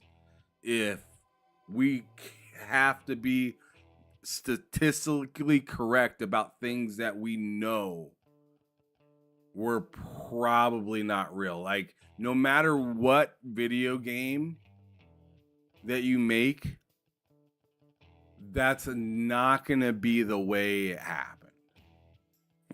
You know what I'm saying? Like, so you can make a video game about Omaha Beach and you won't be able to depict how people died exactly.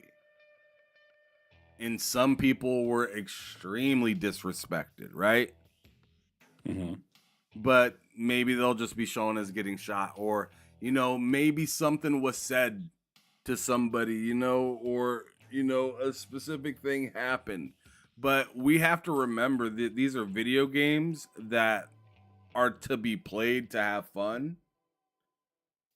And you only have so much time, and they only have so much budget.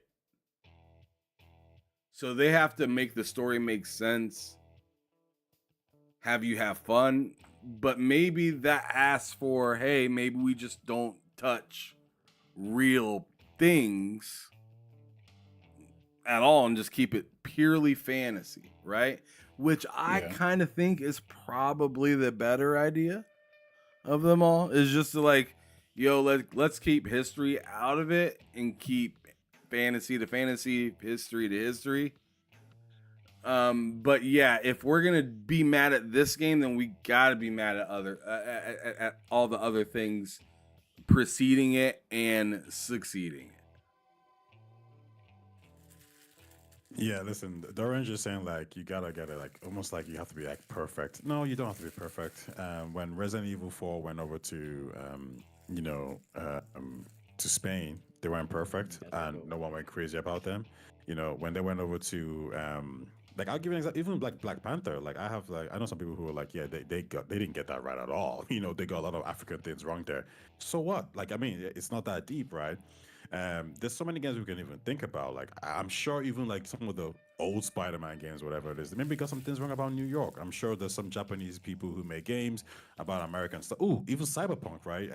The creator said that yeah, there was a lot of things that we didn't get right there, and we want to kind of, you know, focus more on the American part of it so people can feel like it's more America. Like, yeah, like these things happen. You don't have to be 100% perfect. Like, you're trying. This is art and technology mixing together with a budget. This idea that we need to be perfect is insane. You wouldn't get things like this, you know. When was Koei Tecmo incorrect and inaccurate when they depicted Yasuke as a samurai in their game in Samurai Warriors? Was Neo inaccurate when they depicted the white guy as a samurai, the Irish guy? Like, I mean, like, what are we talking about here? It's just people are so anal about these things. Like it's not that deep. It doesn't really matter. You know, was Ubisoft incorrect when they showed some inaccuracies in Prince of Persia back in the days as well? Like it's like everyone's just gotten so sensitive and they just want to cry about things. And the part that even irritates me the most is they're not crying because it's their problem. They're crying for other people, which is freaking bizarre. Have you guys ever seen that YouTube video of that guy who goes around wearing like, you know, like Mexican outfits, different tribal outfits, and he speaks to like all these Americans, and they're saying stuff like, "Oh, that's disrespectful. You shouldn't be doing that. You shouldn't be doing this, whatever." Then he goes to go talk to the Mexicans, the actual Mexicans, and the actual like you know, the people from different cultures, and they're like, "Yeah, it's fine. It's okay." This is what's happening here. I don't need to be angry for the people.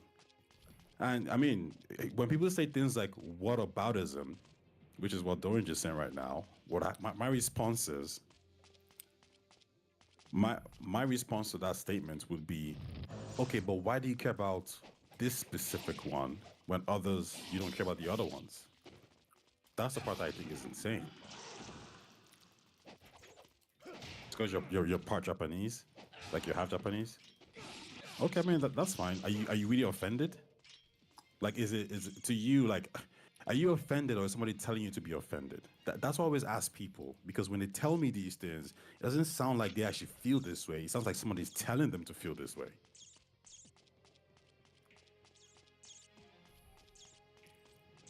What are your thoughts, Crow? I'm actually gonna leave for a bit here. I kind of wanted to ask him. You know, do you remember Darksiders 1 and 2? And like, what would you say is a better action game, Ninja Gaiden or Darksiders? I like Darksiders is cool, but I like the style of Ninja Gaiden more.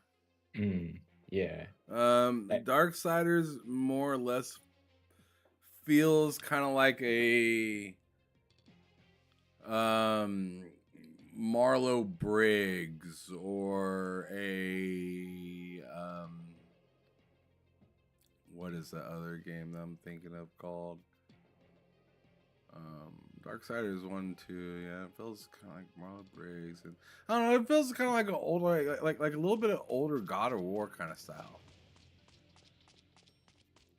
Right, where I don't know, something about just Ninja Gaiden just feels so much snappier, but easy. I don't know. Yeah, I got that. It just feels snappier. Like, oh yeah, I was gonna say Dante's Inferno. Like Dante's Inferno is also like they're all really good games. They all have these weird ass camera angles that drive me insane. Darksiders probably is like the smoother one, to be honest. In that sense, but like as for like gameplay and fighting, like I just enjoyed Ninja Gaiden so far more as of right now. Like that could change in the future, but where I am right now and thinking, I'm with Ninja Gaiden. Okay. Yeah, I mean, like I do like, you know, the combo diversity in Darksiders, but yeah, I definitely understand, like, you know, like when it comes to like the animation quality is definitely peak in Ninja Gaiden. Yes. So that's definitely fire. Yeah, it's pretty good. Yeah, thanks for sliding through though. I know you said you had to go or whatnot, but I appreciate you coming through and saying what you had to say and talking. Definitely don't be afraid to slide in any other time as well whenever we're having a topic that you're interested to talk about. I'm here for that. All right, it's cool. Yeah, catch you guys later. And yeah, Taya, I usually listen to you on Mondays, you know, on the podcast. So it's cool to listen to. Oh, cool, man. Yeah, I mean, listen, come through next time on Ham Show, and if you got some good points as well, and I want to argue with you, I'll jump on. I like going back and forth. You probably know. Like, you know, I'm not really like, you know, well versed to like old school gaming. Mm-hmm. You know, I did have a Dreamcast back in the day, but like, and then I Mm. moved to like handheld gaming with the DS Lite. Ah. Yeah, I was really focused on Nintendo back in the day. Mm-hmm. And then I moved Are to you gonna get a Switch too? um it might not be a day one to be honest. Like it depends really. Yeah. I hear the price is gonna be like around $449. Oof. That's gonna be I mean, hopefully the little more trading than value here expected, in but not Canada is much. pretty good. You know, I'm hoping that but I kind of want to keep my OLED Switch just for just in case. So yeah, it really depends like on a lot of things. No, I get you. I'm not gonna buy day one either. Like, it's not for me. I don't think. I think I don't think they're gonna have the games there. I think the price is gonna be important. If it's gonna be less than listen, if it's gonna be less than 400, it could be a possibility if they go Xenoblade or Smash Brothers. But if it's 400 plus, nah, I'm skipping. I'm gonna skip for a while. And I've always maintained that I don't think the Switch 2 is gonna come near the Switch 1 sales. I don't think it has that unique special factor anymore. So my prediction is like maybe from 80 million units to like maybe 120, and I know the only reason why that's such a wide gap is because Nintendo hasn't showed us anything. They haven't showed us the games. I don't know if they're gonna bring out a new Zelda in the next 2 years or Yeah, a I new need Mario 3 game. solid dope games to come out for this Switch 2 for me to want to get it. It's not going to be a day one just run out and get, because I mean, just like Ty literally just said, I have not seen any games, and I think they kind of and they've done that on purpose. Clearly, they just wanted to show out the hardware real quick. Yeah, for sure. All right, well, yeah, catch you guys later, man. All right, safe, See you man. later. Oh, good. Doran says, Go ahead. sorry, Ham, you're gonna say something? Go ahead. No, go ahead, please. He says he's talking about something in my eye. the Ubisoft marketing, and he says it's that they made the Torii gates and the symbol of Nagasaki. I've heard about this. He says it's dude, if they took at least a bit of care and respect to the research, but they didn't give a shit. So I don't know too much about the gates. If that's offensive, I can say yes. That's me bad. I'm very different when it comes to depicting art and cultural parts. Like I said, a very, very sensitive topic for a lot of Black people is colorism. So when certain Japanese people make certain characters look lighter skin in the anime, or not even the anime, like even like just depictions of certain characters, I know people saw recently that in was it Marvel Rivals or sorry Genshin Impact that they did that. People were offended. I will still play Genshin Impact. I don't people can make mistakes. When people saw the R word, for Stellar Blade. Yeah, hard R. I the didn't hard love R, that. I didn't love that. I'll tell you that much. But I still enjoyed the hell out of that game, and I thought people that wanted the game to be canceled were tripping. I just was just like, hey, maybe that's not in the best taste, and that doesn't really need to be there. And and if they would have kept it, I would have probably still beat the game and just not liked that part. Unfortunately, Yeah, Dorian just says Toriyama did too as well. People talked about Dragon Ball Z having the whole blackface thing with Mr. Popo. Oh, big time! That was terrible. There's gonna be issues and controversies whenever you're trying to make a product that could appeal to a different culture or take it from a different culture. My take is just I don't like people make mistakes, and I'm gonna accept the apology. If you're sorry about it and you're looking to rectify it, and I'm gonna keep going on. That's just me, because I'm looking at this Ubisoft game, Assassin's Creed Shadows, and you can tell that there's a lot of people who actually care about this product. The actors obviously they care.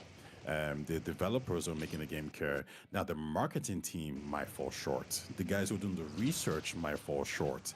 And these things can happen, but that doesn't take away from the fact that this game had hundreds of people working on it, and I'm not gonna dismiss. Listen, what was that game called again?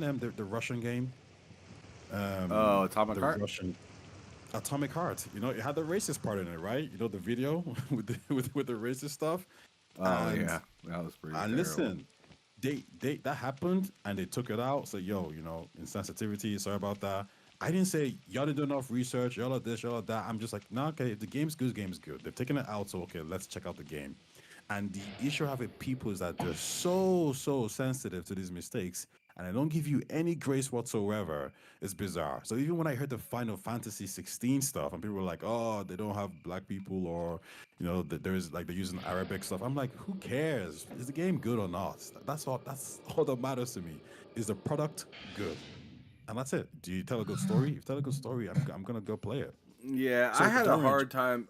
I didn't love what he said, to if I'm being real.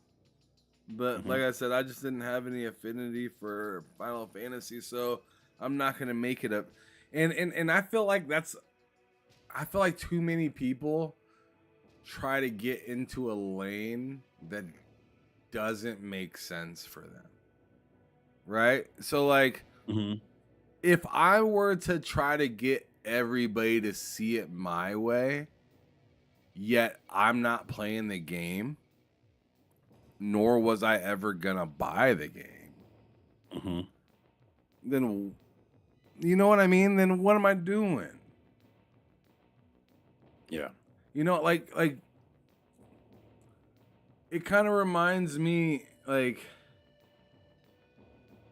it's just like worrying about something that's not your problem, but you're worried about it because it seems wrong for some, which is noble. It is noble, right? But at the same time, if you don't have any sort of context or history with it, you don't know that they could have been doing this for 20 or 30 years and their fan base were fine with it. Yeah. And I'm just catching wind of it now. And I'm still not even part of the fan base. But it's but now I'm telling you, or I'm telling your business and the fan base that you guys need to shut down your game. Because something that you guys have been doing without my knowledge has been inappropriate. And I don't like it when people do that. I don't like it when people do that, right? Because it's just like you had nothing to do with it. You weren't here when they were struggling to make money doing this blatantly out here. And now they got popular and now they're not even on a high. They're on a downturn. Final Fantasy isn't even on a high. They're on a downturn. And now you want this game canceled? And it's just, you know, the reason behind it is noble. I'm behind the reason behind it, right? But if you're gonna stand on that hill, I'd like there to be some history behind it. So like when I heard K Mega being mad about it, I know he's played Final Fantasies in the past. So hearing him say that held some weight. You know what I mean? That held weight because you're affected by this. Just like Dorian Gray saying, like, Asian and, you know, a fan of Assassin's Creed, directly affected. Don't like it. And us as well, Ty, we're black. Black samurai. Directly affected, right? Yeah. So it's just like two directly affected things going at each other, and it's just like one just wants respect for it to be done right, and the other one just wants to stop being told that we're fucking woke every time we're in a game. Like we can just come and shake hands on that, and we can just keep fucking moving. You know what I'm saying? That I think that's what it is at the end of the day. Is it's like, hey, you respected, you feel good? Yeah, I feel good. All right, we good. Yeah, I think Dorian just making some good points. He brings up, you know, obviously Final Fantasy and also Forspoken, like, you know, why is she a criminal? which is true. Like she's a criminal. Initially, yeah, right off the bat, she's a black criminal with no home, and I'm just like, God damn. And she's just cursing around. Fuck this, f that, f this, and that.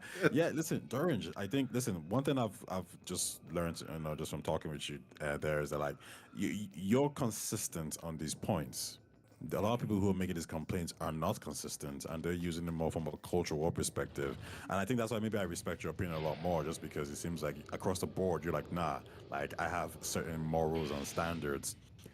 What I will say though is that like my favorite trilogy of all time is Mass Effect, and if you look at the black guy there, Jacob, he falls into that stereotype as well. He's kind of a bit of a player, and he doesn't have a dad either. Like he falls into the very typical black stereotype. But I will never look at BioWare and say, like, screw you, disrespect, whatever. People can make mistakes, and I can take a story for a story, and I can understand that, like, some people are trying to, tell a particular story about a group of people, and yeah, they might have been insensitive about it. But I'm very chilled back. And sometimes cultural relevance can be done appropriately. So where it doesn't feel like you're trying to make me feel like I'm in the hood or stuck in the hood. You're just trying to say this person is moving on with life from being in this situation. Not they're stuck in this situation and they are this situation. Yeah, no, I agree. You guys have played Def Jam Vendetta, right?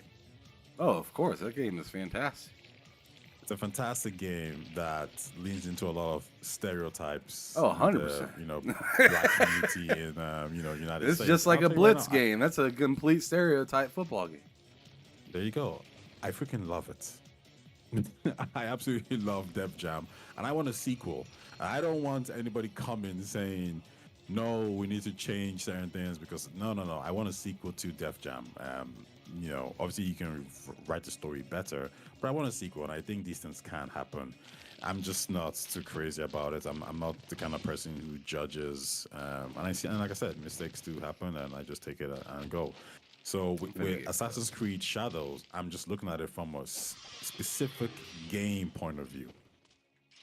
Yeah, actually the the space races. But yeah, Dorange, some good points that you raised. I don't know if you know if this is a call-in show, but like if you ever wanted to come on and talk and about it, then you can. How do I hit this? You can even inform us about the Assassin's Creed part a little bit more. I've spoken about it here and there. Not even defending Yasuke, just wondering why everybody's so upset. And yeah, I always say like this: there's a conversation to be had. I think me and you are having that conversation right now. But there's this weird ass discussions where it just kind of borderline looks on like racism, and that's what really annoys me. It's like we're not talking about the games anymore. We're talking about the culture part. I don't know how I'm supposed to hit this bastard, but this is ridiculous. Like, I've landed like one hit on this sucker, and I'm in a very novice new dope. I'm probably gonna do this fight like 10 times, maybe more. Oh, finally! When you say you wish you could, do you mean like you want to come on chat, or you mean like you can't right now? Oh, yep, I took that. I'm gonna die. I'm gonna die a lot. Let's die a bunch of times. But yeah. I mean, I like everybody's point. You're coming together and just figuring it out. That's the way that a conversation's supposed to happen. And I like it. Like, it's just super simple. It's not difficult. Just, everybody's fine. It's fine to not like something or find something distasteful. I feel like the When you best see- way, the best way to describe something distasteful is literally to do it that way.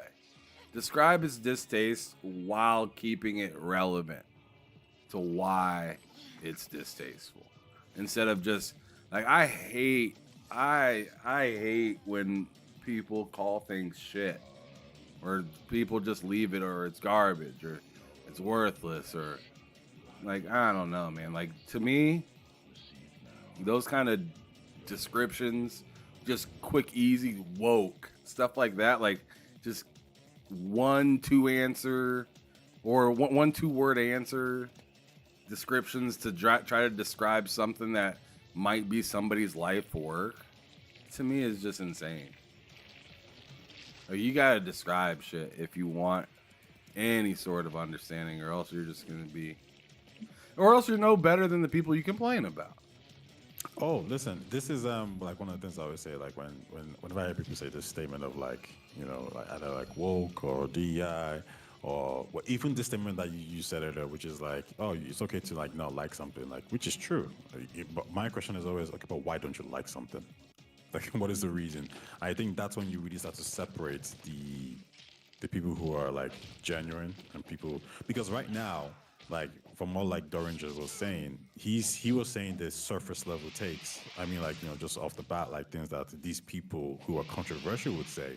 But then when you ask him, like, okay, let's go deeper as to why you don't like it, then he's able to kind of explain himself and articulate, and then you realize, oh, okay, actually, no, it's different. Then you ask him further on about, like, okay, well, did you feel this way about other products, or is it just happens to be this game?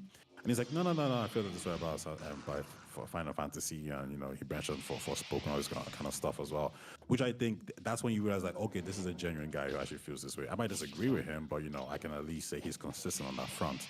Whereas a lot of these other dudes, they ain't consistent. Man. Like Oshos is very consistent as well. Like when me and him will always chat, and I always tell him straight up, like, yeah, nah, you're not speaking from a factual perspective. You're very either in your feelings, or you're doing just hate this product for whatever reasons. You know, so now you're talking shit. But I don't think you apply the same logic to another product.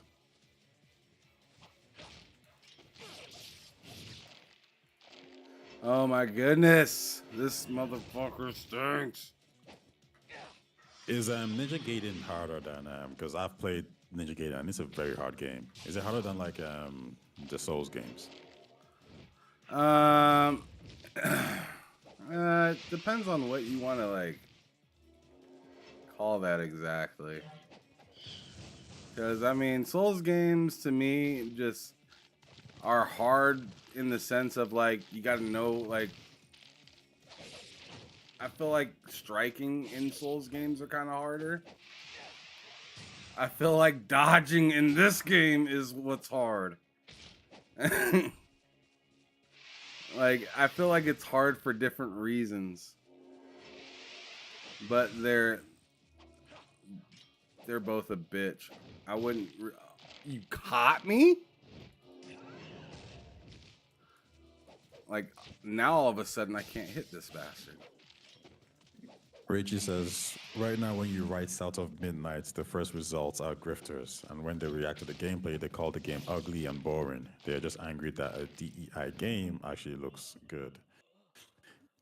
Yeah, South of Midnight is actually the game that you can actually say, like, listen, you can play a game like Alan Wake 2, and you can say, well, there's a black character who's the lead, like whatever. South of Midnight is actually saying, no, we're actually focusing on the culture part of it. Like, this is not this game wouldn't work if it was white, black, Asian, brown person. Like, this game has to work because we're talking about a specific group of people, and you know, we're gonna illustrate that group of people right there.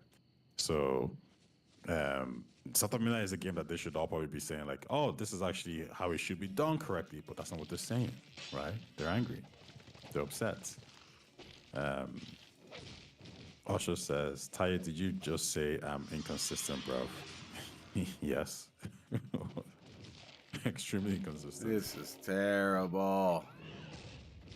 Osho is like the guy who has like, he has facts. Like I'm like logic then emotion. Osho is like emotion then logic. So his emotion guides the logic, whereas my logic goes it goes out, and then I start to like apply emotion to it.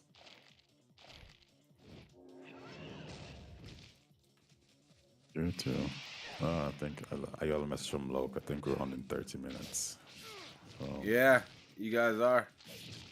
Oh my God, I'm supposed to be. Are you gonna be there as well? Yeah, I'll be there for a little bit.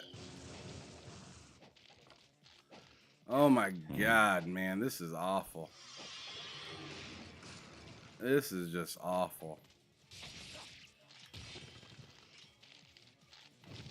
Oh man, I'm getting cooked. See, now I see I can knock it down, but I don't know how I do it.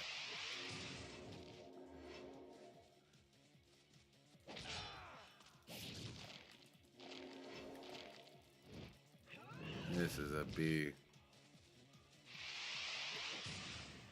I don't know how to dodge that damn. I don't dislike Avowed or South of Midnight, but the thing is this: these devs and community managers need to shut up. For South of Midnight, I don't know what the devs have said. For the Avowed one, I agree, 100%. I don't think you should be picking fights with people, even if you're kind of right. I don't think it's, especially when some of those people have a large communities. Just keep quiet, let the game speak. I'm even saying it just specifically because when you pick fights with them or when they fight with you, you give them more ammunition. These people dwell on conflict and hate, so don't give it to them. Don't feed them. Don't feed them, and they'll have nothing to say. They just kind of keep repeating the same talking points over and over again. So yeah, I would agree with you there, Dorange. No. How am I missing? How am I missing? Damn it. I'm gonna die. I'm gonna die. I'm gonna die. No. When a community manager says I hate gamers, who said that? If you're talking about the Avowed guy, I don't think he said that. I hate gamers. Yeah. I don't know why people even think about saying stuff like that. Like, yeah, like I guess the community manager said some silly stuff, but I don't know what. The Compulsion Games community manager Katie Robinson claims I hate gamers after previously claiming white male gamers were a mistake. Oh my God, is this? Let's read this. I'm happy to be proud to announce that I've joined the amazing Xbox Team of Compulsion Games after spending 9 years in the. Dorian, I'm just double checking I'm finding out what the source is to see exactly what she said. Doesn't look great. What the fuck? How? How was I knocking you down before?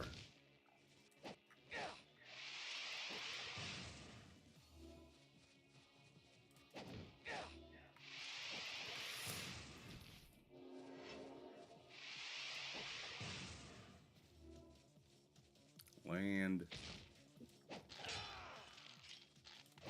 I'll find the right source. Dude, I don't understand how I was knocking this motherfucker down. God damn it.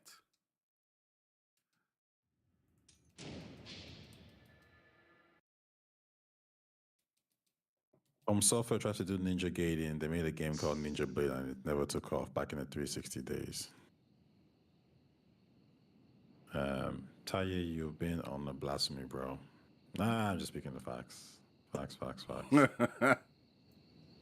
I don't know why so many people get into the game industry when openly say they hate gamers.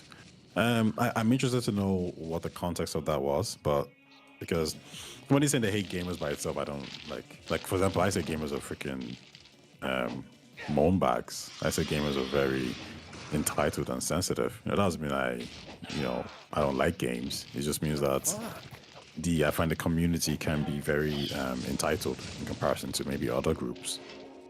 But overall, yeah, community managers shouldn't be talking crap, and they definitely shouldn't be talking about race like that, like colors and tones and all this nonsense. It's ridiculous. Yeah, but I think, listen, community managers shouldn't be talking like this, to the customers. I agree. I, however, will always call out the customers as, entitled. I think a lot of people insert their feelings and how they want things to be into like their statements.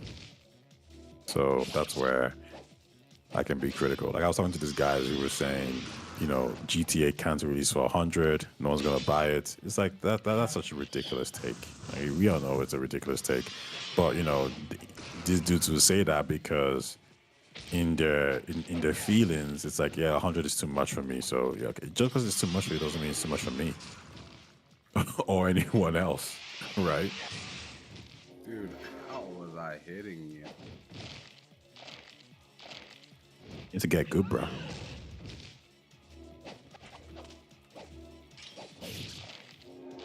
It's insane to think just a moment ago I almost beat this motherfucker, and then now I don't even know how to knock it down anymore. Sure knows how to pick me up off the ground repeatedly. Like, dude, get the fuck out of here. Are you kidding me? This thing is ridiculous. Enough.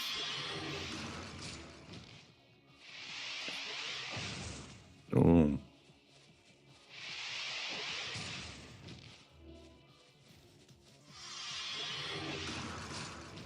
Yeah, I don't know what the hell. All right, I'm bouncing off. I'll see you in like 30 minutes time. Dorian, Rachie, Oshus, and anyone else who was watching. I guess I'll talk to you guys in the next 30 minutes or so. Yeah, man, I'll see you over there. I got about 15 minutes worth of streaming I can do left on here before I have to get off so Luke can get everything ready. Man, don't you get tired? Because you've been going really hard this past year, and I'm like, man, doesn't no want to sleep? Like, Jesus. Yeah, man, I do it. I do it at night, just like everybody else, and you got a lot of energy, man. Yeah, I guess it is kind of, but like, I don't know. I'm trying to do more of what I will do anyways on stream, so then it's not as bad. Yeah, I get it. It makes sense. But yeah, sure, man. Listen, talk to you soon. All right, see ya. Ciao. I need to figure out what the fudge is going on with this dude. Why is it that I can never hit? Like, it just ding. What is that?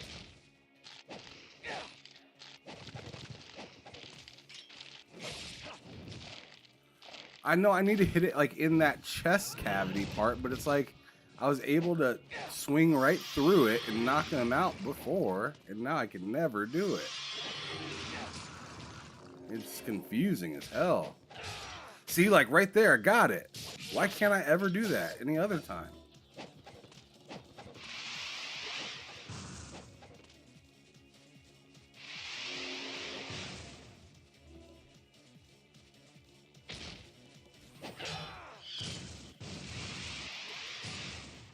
Dude, I swear I'm jumping in time.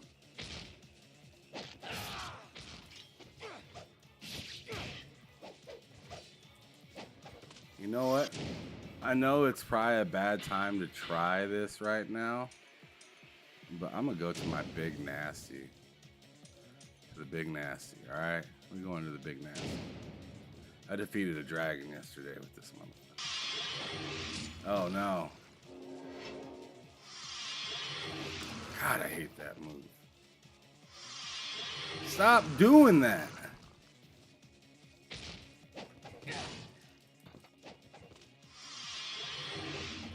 You just cannot help yourself, can you?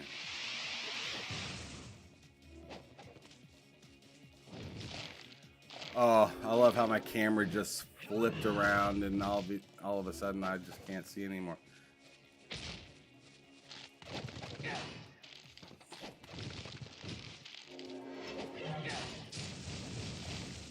No, I'm not sure about that weapon. It's a little too slow.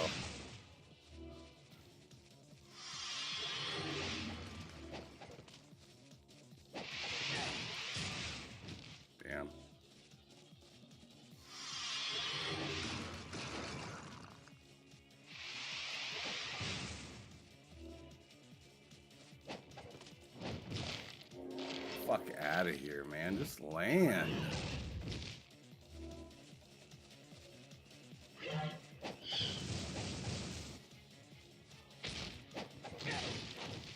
Yeah, that move. That isn't gonna work. That isn't gonna work. I got the true sword. Do I want to use that or do I want to use this? I have this at level 3. Dragon Claw Tiger Fang. Let me see how it does. I wonder if I can. Ooh, I don't know about that move.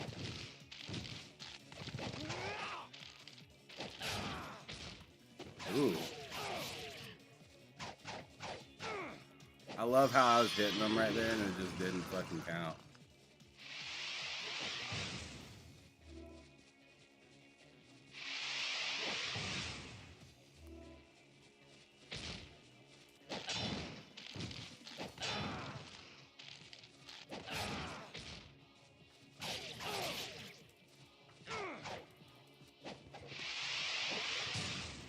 Yeah, that's fine. I'm gonna try that sword now this time.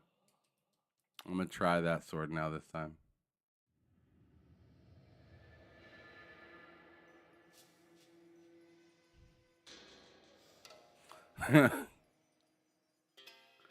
Nah.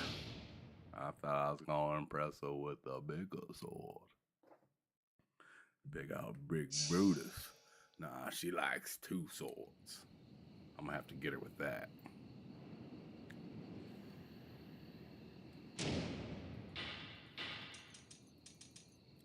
Give it a try. I don't even know if I really like this idea yet.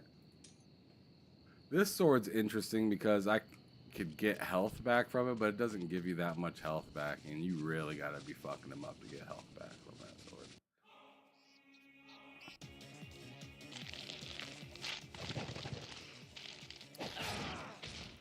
Let's go. Good start. Good start. Oh, get away, get away.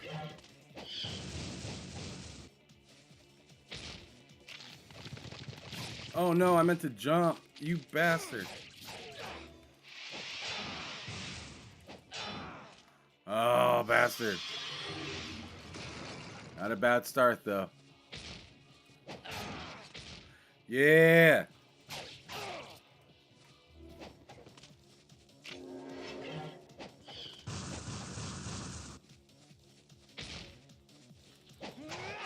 Oh, jumped too early. Oh, wow. And then she flew up. What a piece of garbage.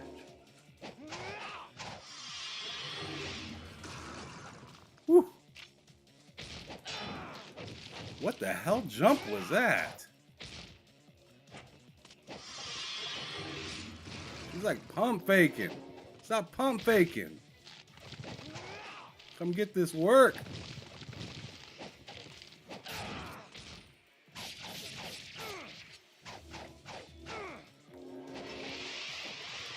Oh. Let's go to it. Fully.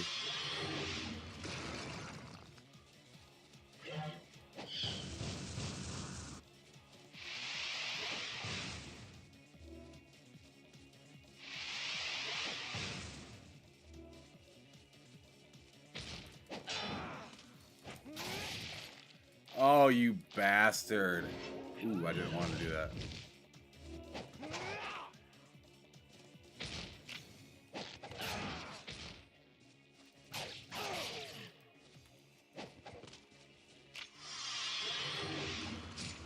That's BS.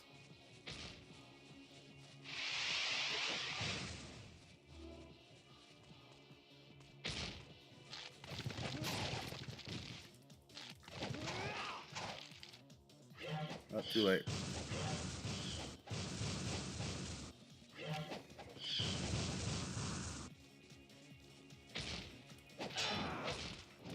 What? How did I miss all of those? Probably because you jumped. Fucking piece of shit. Got out of the god. Ah, man, I hate when she lands and then gets right off of the fucking air. Or gets right off the ground.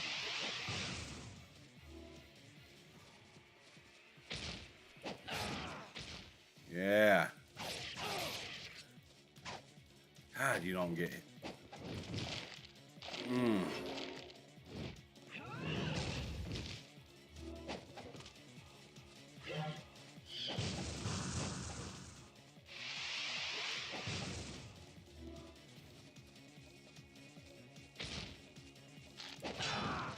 Damn, too late. Ah, I mistimed it.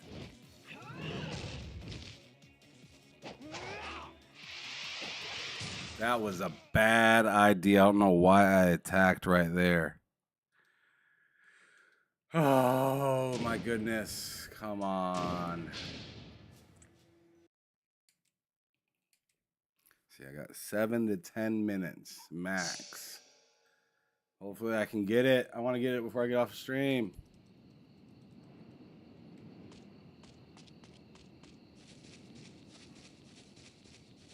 Oh.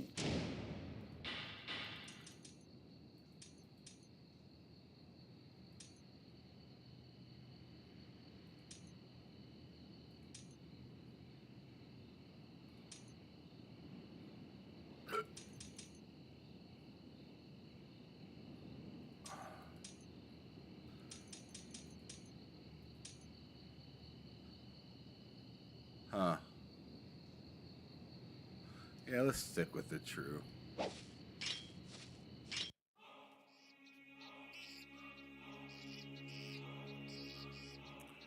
right. Oh man, I should have attacked. What am I doing? What was I doing? Wasn't even thinking.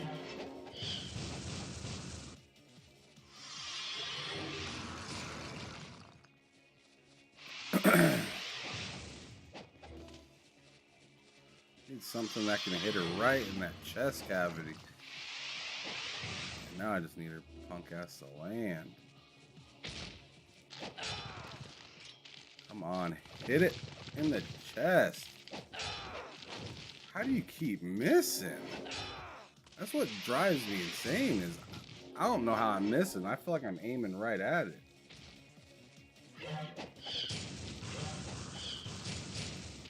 Oh, that was just bad. Like, dude, I don't know. That's why I had the other sword out. Because it was not missing. I'll try this one. I haven't used this one yet. Let's do it for hell's on sake, because I'm going to probably lose this one anyways.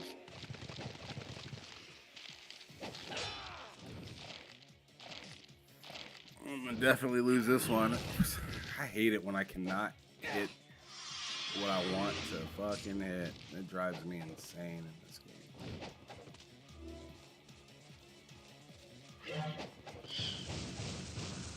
I don't feel like I have that much of a problem dodging. I just want to hit what I'm trying to attack.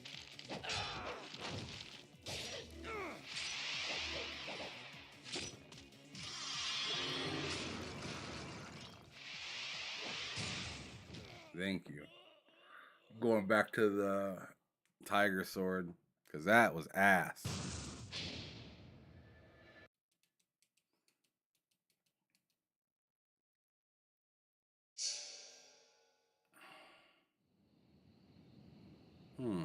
No, I don't think that would be much help. I was thinking maybe because I like the way that the true dragon sword hits when it's on, when it's down. But I have a hard time hitting that heart.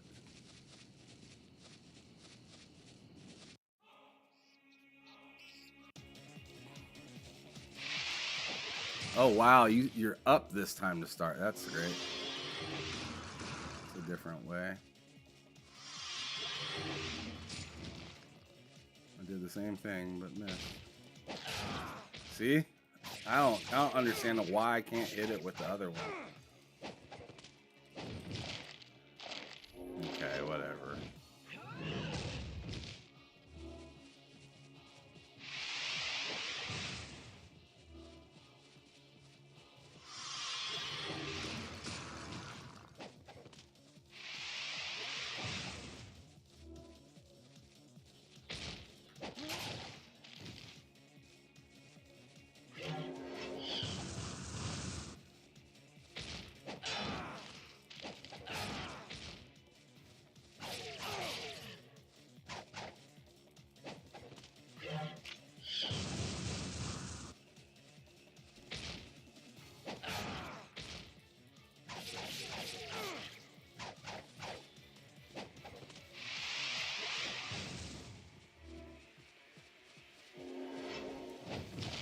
Dude, I don't understand that.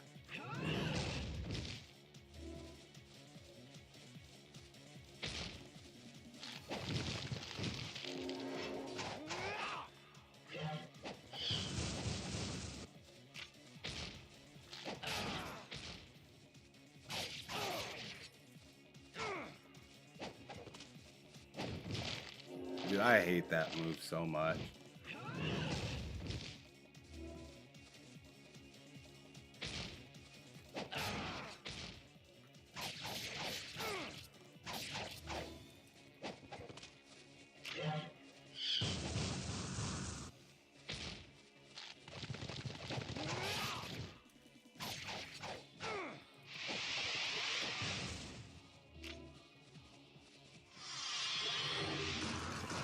Oh my goodness.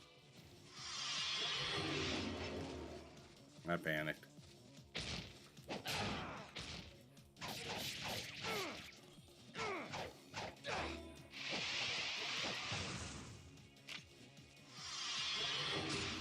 Oh, of course.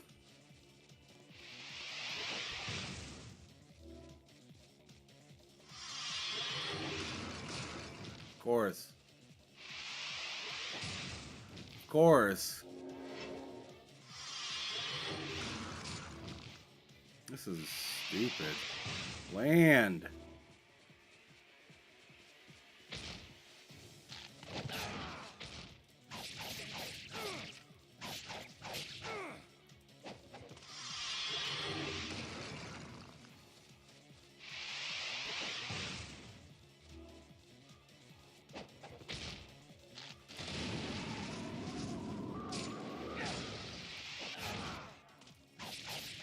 Fuck out of here.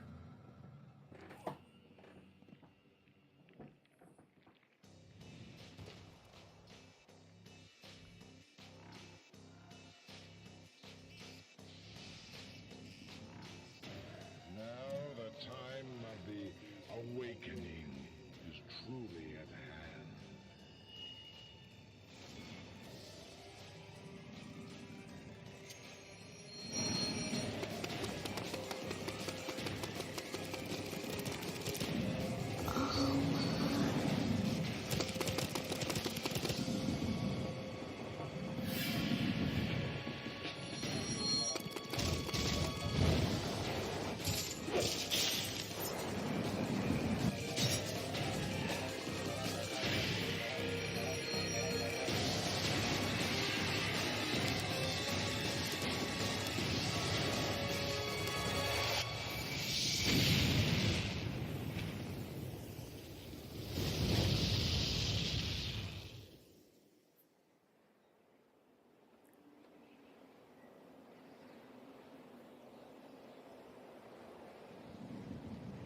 This is not over.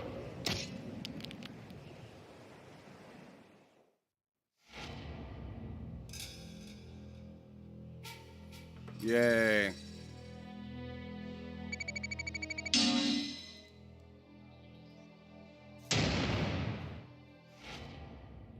I'm a dog.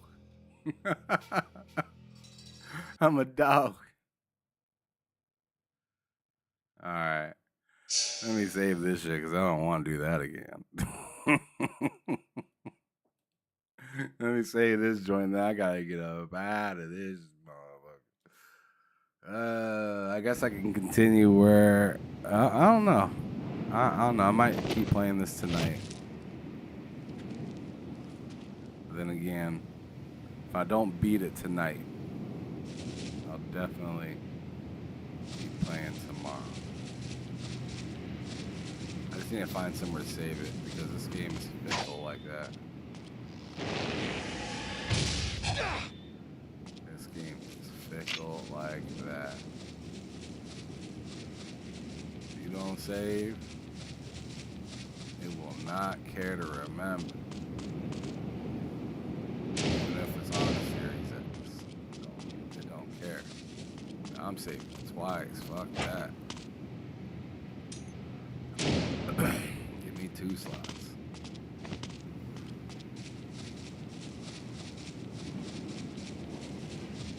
Right now, I need to figure out what the fuck that thing is. lit.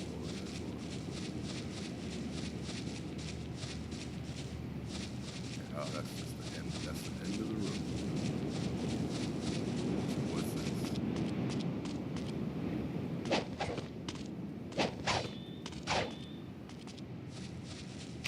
Huh. There's no. Okay. Where are all these little signs? Yeah, nothing. Is there really nothing in this whole area?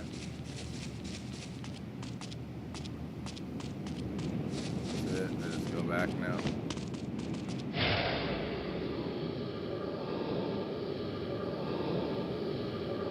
You're right, Ray G.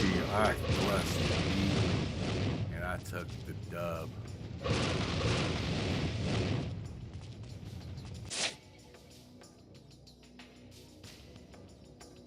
Took it home for the team.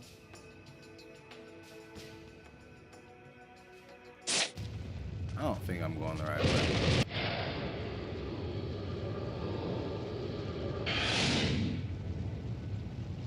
Or maybe I am, but I need like one of those like blow up shuriken things. I think that's what I need. Go buy one. It's not that many. Man, I'm getting mine close to the time. Let's see. How do I do this quick? There. Here.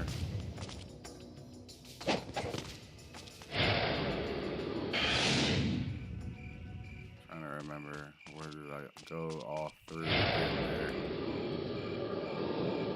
No, I'm going the wrong way right now. Oh wait, is there? No, there is the right way over here. This is fine.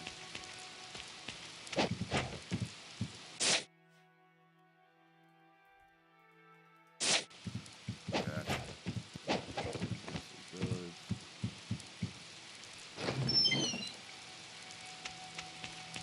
Oh, you bastard!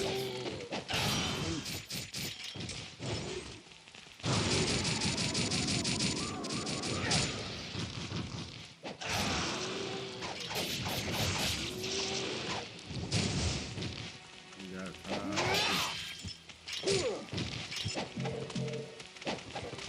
Oh, I missed out on that one.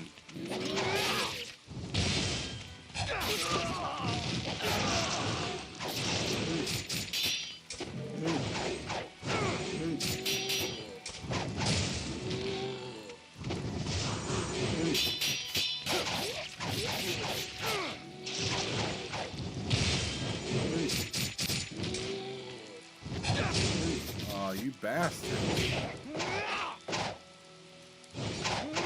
I need to get off of this sword. I don't want to use it anymore.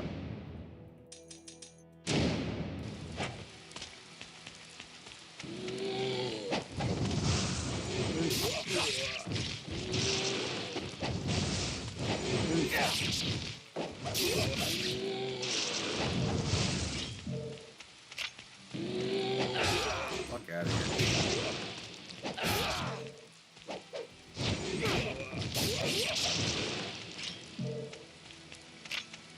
Leave me alone. Alright, finally.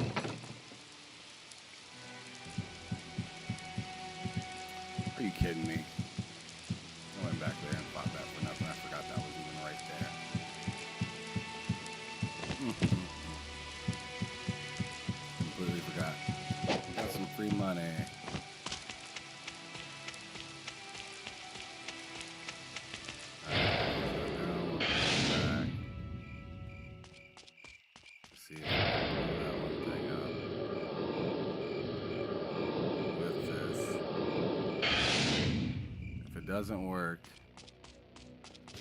regardless, I'm saved over here. I can continue tomorrow.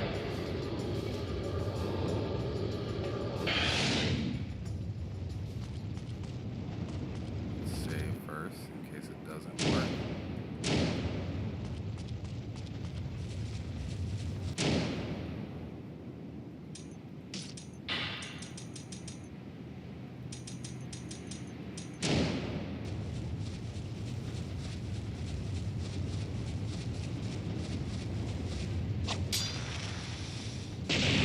Let's go.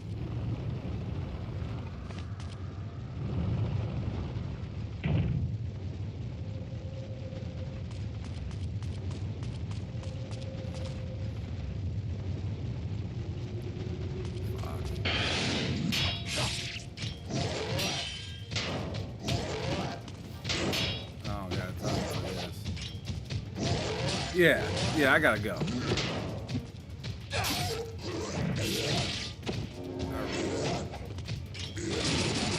No, leave me alone.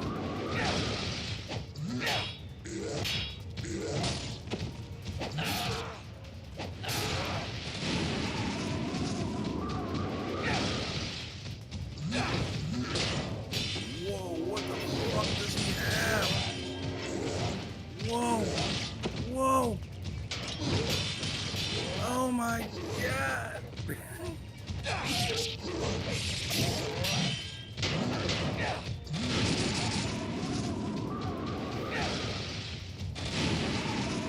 Oh my god, he said fuck that.